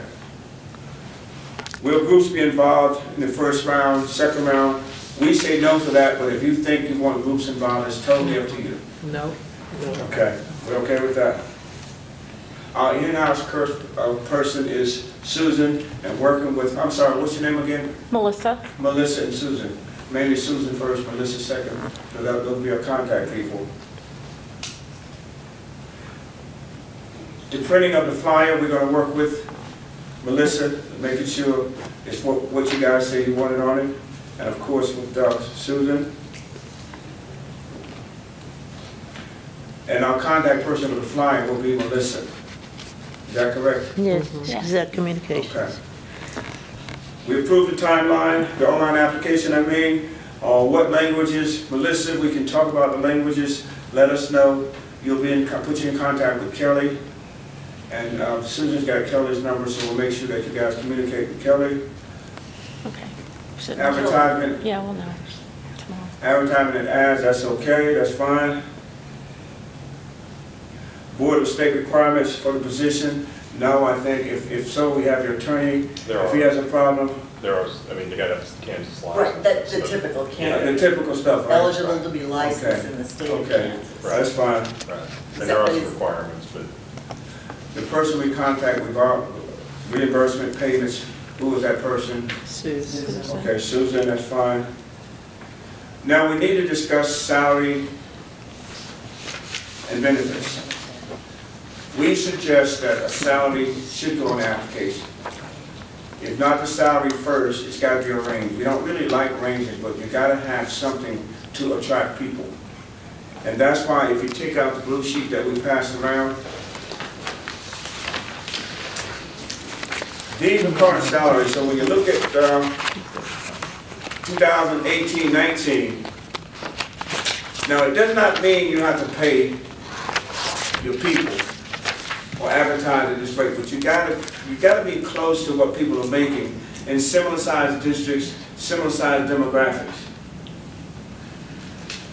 Just out of curiosity. You don't have to do this tonight. Good, because we haven't had a chance to. Right. I've got some salary stuff too. The question I had, and I did want to ask you guys this question: when you put out a salary, is it because these must be without fringe? Right. Right. Exactly. This is just base. This is And base salary. plus Yeah. through Lee Summit, that superintendent resigned. That was his salary. From where? Ross Lee Lee Summit. Summit. That's more in the range of about 230, 240 now. Where's it at? So Summit right there. it is just the base that you're Wait, looking Google at. moving. Yeah, because I know most of these, And he most of the resigned. larger ones are up. Ain't no way I would let him Yeah. resign. With fringe. Yeah. So when here's what we normally say, and if you look at the flyers that we passed out, I think you still have them. If you look at the characteristics and, the applicant on the flyer, it'll say a salary range of, and most of those say 250. And then it says with competitive benefits. That's so negotiable, with different boards. Some boards offer a significant package with annuities and, car allowances that are more than some of the neighboring districts and insurances and those kinds of things. So that part is the board's choice. But the base salary needs to be, as Mike was saying, needs to be somewhat in the range of your neighbors and like size districts. When do you need salary range from the board? Say what? When do you need a salary range from the board? By the time we get done with the surveys, because we have to advertise it on the flyer. Yeah, no, Right. The flyer is due on the. Look at your timeline. What do we say? That flyer is April 20th. April So we 20th. need by April 20th, we need to think about it. Board meeting at 12. 12. Okay. Talk about that. We'll put on the agenda for the 12th, and I'll circulate whatever I've got. You guys got that'd be anything great. beyond this? Yeah. You help us. So do you have the Kansas I salaries? got KSB one, and then I Kind of did a little, some other contracts. I've got some background on some of the negotiations for those. okay. I'm sure what you come up with, and look at your current superintendent's salary, you need to be, kind of in that ballpark. And remember, this is a national search, so the folks that will be interested will be looking at this. The last search we did, we had applicants from all across the United States. And so you need to make sure that your salary is marketable. So just kind of keep that in mind. Just out of curiosity, you guys did Shawnee Mission, Yes. you did Lawrence as well? Yes. What did they put down for salary range? 250 Well, in Shawnee Mission, and Lawrence was 225. That was just the base salary. Right, no, I understand. I'm just trying to get an idea of what they put out for an advertisement. Olathe was 250. I did that a year ago. Okay. The last thing we're going to do is, that between the three of us, we will be interviewing you. We got a schedule from you, we have your names, and we'll call you at those times, those scheduled times. Mainly one person, Mr. Brown, who will be called tomorrow. Who has Mr. Brown? I have. But he wants to work on, Ralph wants to change the time. I'll get with you right after Okay, this, that's see fine. if you're That's flexible. fine. I have a doctor's appointment. So I didn't know that. Well, and you know, do you mind, can I just catch you tomorrow? Sure, that'd be, Any old other time? than 8 o'clock, just Wednesday, that'd be fun. Okay, because I've got you. We'll break something. Oh, yeah, break something. We'll talk after. I'll talk to you in the ladies' room. And the people I have, Yeah. let's see, my flight tomorrow, I think I'm good for Wednesday. Okay? So I'll be in touch with, I think I have 1, 2. I think I Miss Jill and Miss Page. And Brenda, I have you. Oh, Brenda's ain't gonna leave me out. What's your middle name? Yeah, I know it's Wednesday, I'm like, okay, I got somebody. What's your middle name? Carol. Oh, Sue. I'm gonna Brenda Sue. Okay. So we can mark down the house floor. That's kind of an important thing. You'll be on the house Okay, floor? Sue. I might be 11 And o'clock on Karen. Wednesday. Well, we'll work it We'll out. talk. We'll talk and work it out. I'm flexible. Me too. I just have something, but we'll get it together. Well, board members, this was really, Wait a minute, before we leave. Now, when is this due? that is all, what I mentioned to you before, you can go online or you can do it here. That is due Monday, Tuesday. As a matter of fact, it's going on the 28th, it's going to be up. Now, if you do it by hand, longhand, then you got to get it to the clerk, and she's got to fax it to us. But if you go online and put your name on it, on the 28th, you can do it. That way, if you have comments or questions or concerns that you want to address without anybody seeing them, we suggest that. For example, you do the survey online. If you have additional questions based on our interviews with you guys tomorrow and the next day, or if you have concerns about the search, or if you have names of one thing we're going to ask you, if you have names again of people you like to recommend apply. You can do that online because they will come to us and we'll make sure it's okay. So for the community and for you, the surveys will go online in the next couple of days on your website, and you have until April 10th to get them to us. And that's on the timeline, April 10th. That's on this one. Both of them. Both of them. And this one, There's two by different April 10th, both of these are due to Yep, you. April 10th, both. And we could do both of them. Also, April 10th, Yes, do them both. We want I just everybody want to do clarify to Are make they under sure. our portal, or what do they both. do? Well, we don't know where they'll be. They'll be on your website. It'll have to be on the homepage, That'd be the best. definitely. We But don't this want it is to be not on lost. the homepage, is it? Yeah. Well, both of them will be. Yes. Well, I would put both of them on the homepage. Two different links. One Yes. is 30 qualities or profile, and one is district. But on this one, we had to make sure we put our name on it. There's a section to say board members. Yes, See, okay. sometimes if you don't go to board members, and then we won't know what board members, because we've had situations where we call the district and say, well, listen, only one board member completed the survey. But everybody completed them, but they completed it in the wrong area. You had that? Muddy it up, it would be easier on the ones from the board if they just. That's fine, it's only 7 of them, so if you want to do them, you can send them to me, I'll give you my email address. I'm not saying you have anything to hide, but you still can go online and put some comments if you want.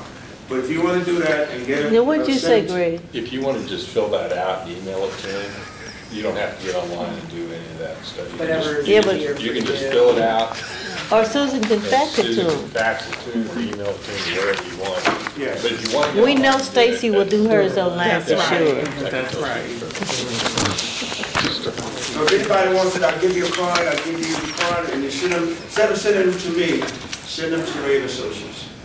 And I'll give you a card with the I'll just website give them on to it. Susan, she can fax it to Susan, you. you have the, okay. Susan will fax it to you guys, and then you guys We're gonna have, take care of it. either fax it in or email it to us. So there's one other thing that I might mention, if it's all right. Sure. So on the 30 qualities survey, which is that gold, that lighter yellow survey, there's that last page, you have a hard copy that says comments. Folks who go online will be able to write comments. And we always tell the stakeholders that we meet with that, and I hope this is true of you, that the board will see your comments. So we will give them your comments. The hiccup, and I'm glad you're here, is that we don't go through and sanitize those comments. So what I tend to do is just give one copy of the comments to the board clerk and let the board clerk share the comments with the board members in executive session because they have personal identifying information on it. Does that work for you? Yeah, I think so. Okay. Because we want you to see the comments. Right. You need to see them. How can we make sure we're the only ones that see it? You do it in executive session. It's got to be an executive It's got session, to be. otherwise it could be Yes. spread down. And it can be discoverable, and it can be an open record, and then all of these names are in there, because people use this as an opportunity to complain about people. Well, and one other thing I was going to ask, a question, when we get to the three finals interview, is that still an executive session? Is that They all have their names on the other it. districts? So, They all have that's a great their question. names on it. Could we talk a little bit about confidentiality during the interview process before you leave? In the special session, then, Yeah, because it's already got our names on our it. board attorney is in here with us, everyone It else. doesn't have to be. Well, I'm just saying, wouldn't it make more confidentiality if it Well, went that's to the just board what I asked attorney him, to he give said to no. us? Say what? That's what I was asking you. She said no. It doesn't matter to me, I can give it to, I'm only gonna give it to one person. Okay. That one person then distributes. Yeah. The board clerk didn't, Oh, you may not be in the If it's- if- executive I thought- session, that's true. Oh, no. That's She does not go into the executive Right, sessions right. typically. That's why she was asking the Yeah, question. that's a good point. I'm So- sorry. The thought process was that she sends it to me, I'm usually in the executive session, I can give it to everybody. Yeah. Board clerk's not. So I just want to, before we depart, I just want to talk to you about confidentiality during the interview process. So we tell our candidates that we will keep their applications confidential, we'll keep their names confidential until we get to the finalists. Now, I don't know how Mike has done this on the East Coast, but here, what we normally do is when you get to the final candidate, you're going to offer a job to one of those 2 or 3 people. What we normally do is announce the finalists the day they come into the interview to meet with you, and we give them an opportunity to give us a professional photo and their bio. You put it on your website and give it to the media on the day they arrive. That's transparency. Everybody knows who they are. The candidate knows their name is going to be out there the day they come into the interview. So does that work for you? And the other thing is you can't, when you're interviewing, I'm going to say a big, you cannot take any materials out of the room with you. We keep them, or the board clerk keeps them for you because they should not leave the room. But again, we're promising confidentiality because these folks that are applying, 99.9% of them already have jobs. And they don't want their name to get out because if they're not selected until that last day, then it hurts them in their own community and in their own districts. Does that make sense to you? Are you good with that? Yes. Okay, thank you. Okay, and as we close out, that is the most important thing we can do for confidential regarding the names. Okay, so, but people will ask us, well, is it open, is it this, that, and the other? And it's, as Bernard said, people want to apply if they think their name's going to get out before they're able to tell the board. tell the finalist, you need to tell your board president, and that's the person you need to tell us, and their job is to tell the rest of the board members. Okay? Anybody else got any other questions for him over here? Do you have all of our contact information? You got mine? You know where I... Why don't you give it all to Susan, she can circulate all the board members. We'll give you our cell phone numbers, we'll give you our email addresses. Susan, you have all mine, right?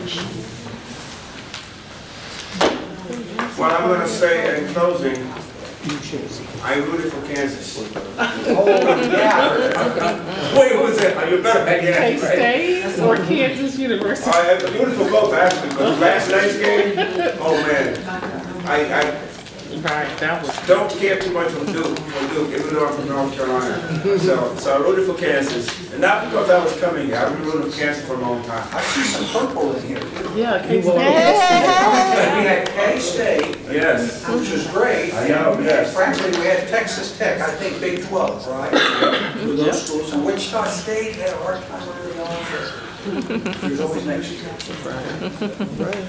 And the last thing in closing, on the 4th and 5th, Susan will talk. If we need to adjust and bring more people in and do what we need to do, on the 5th, we can, because we can do it simultaneously.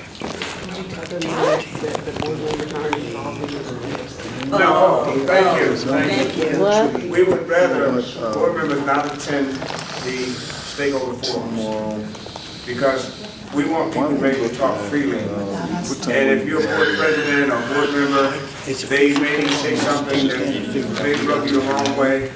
You know, we will tell them, but we're asking you not to attend the stakeholder meeting. Okay, no problem. Okay, thank you so much. Stacy will be working anyway. That's right. What do you do, by the way? Thank you, sir.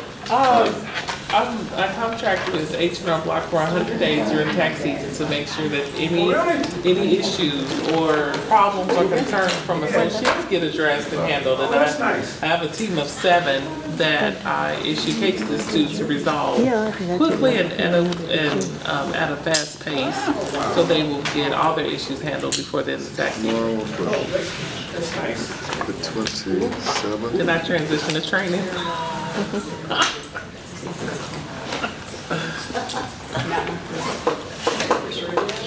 Well, thank you so much. We appreciate it. Brenda, we'll talk in a minute. Yes. Okay. Yes. Thank you. This was good. Looking forward to next week and process. And it's gonna work. It's gonna work for your kids. You know, I will say, Ralph and I weren't here for the presentation, but we love doing superintendent searches. I mean, absolutely love it, because for me, I was in education for 40 years. It's a way to give back to the profession, back to the community, and there is nothing that makes me feel better than finding a great leader for a great school district. Exactly. I love it. Now, we didn't talk about that, but if you remember, that's basically the same thing I said last week. I personally do this because I love kids. I want them to get the best education, so it behooves us, like Brenda said, to bring the best people here. And we work out us all to make sure that happens. And so when I was in Wichita 29 years in all sorts of positions, took Grandview because of the diversity. I love your diversity. When I moved to Grandview, my wife became a school psychologist in Kansas City, Kansas. She worked for you for 6 years. My oldest son was an English teacher and instructional coach in your district. I had a daughter-in-law who was a kindergarten teacher at Frank Rushton, and I have a 4-year-old granddaughter, Devon's daughter, who will likely go to Frank Rushton. They live in Frank Rushton. So I really care. And then all the refugees you have in your area and all the kids that need advocates, you're at the core. The other thing is you have one of the best school reform stories in the whole United States. Some of the things that were done right here to deal with student achievement over the last 30 years some of the best work anywhere. Yes. So you have a lot going for you. So you know Pedro? What's that? Do you know Pedro? Pronounce his last name. Eric Gonalvo? Oh, Aragonable. Oh, yes. Oh, sure, yeah. Yeah. I know him. Oh, you know Pedro, okay. It'd be great working Well, with you. thank you. Thank you. Thank you all very much.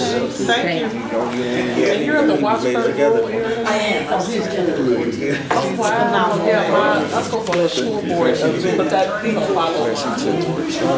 John was he was an engineer for the state for a long time. Yeah, that's my and my mom's still living there.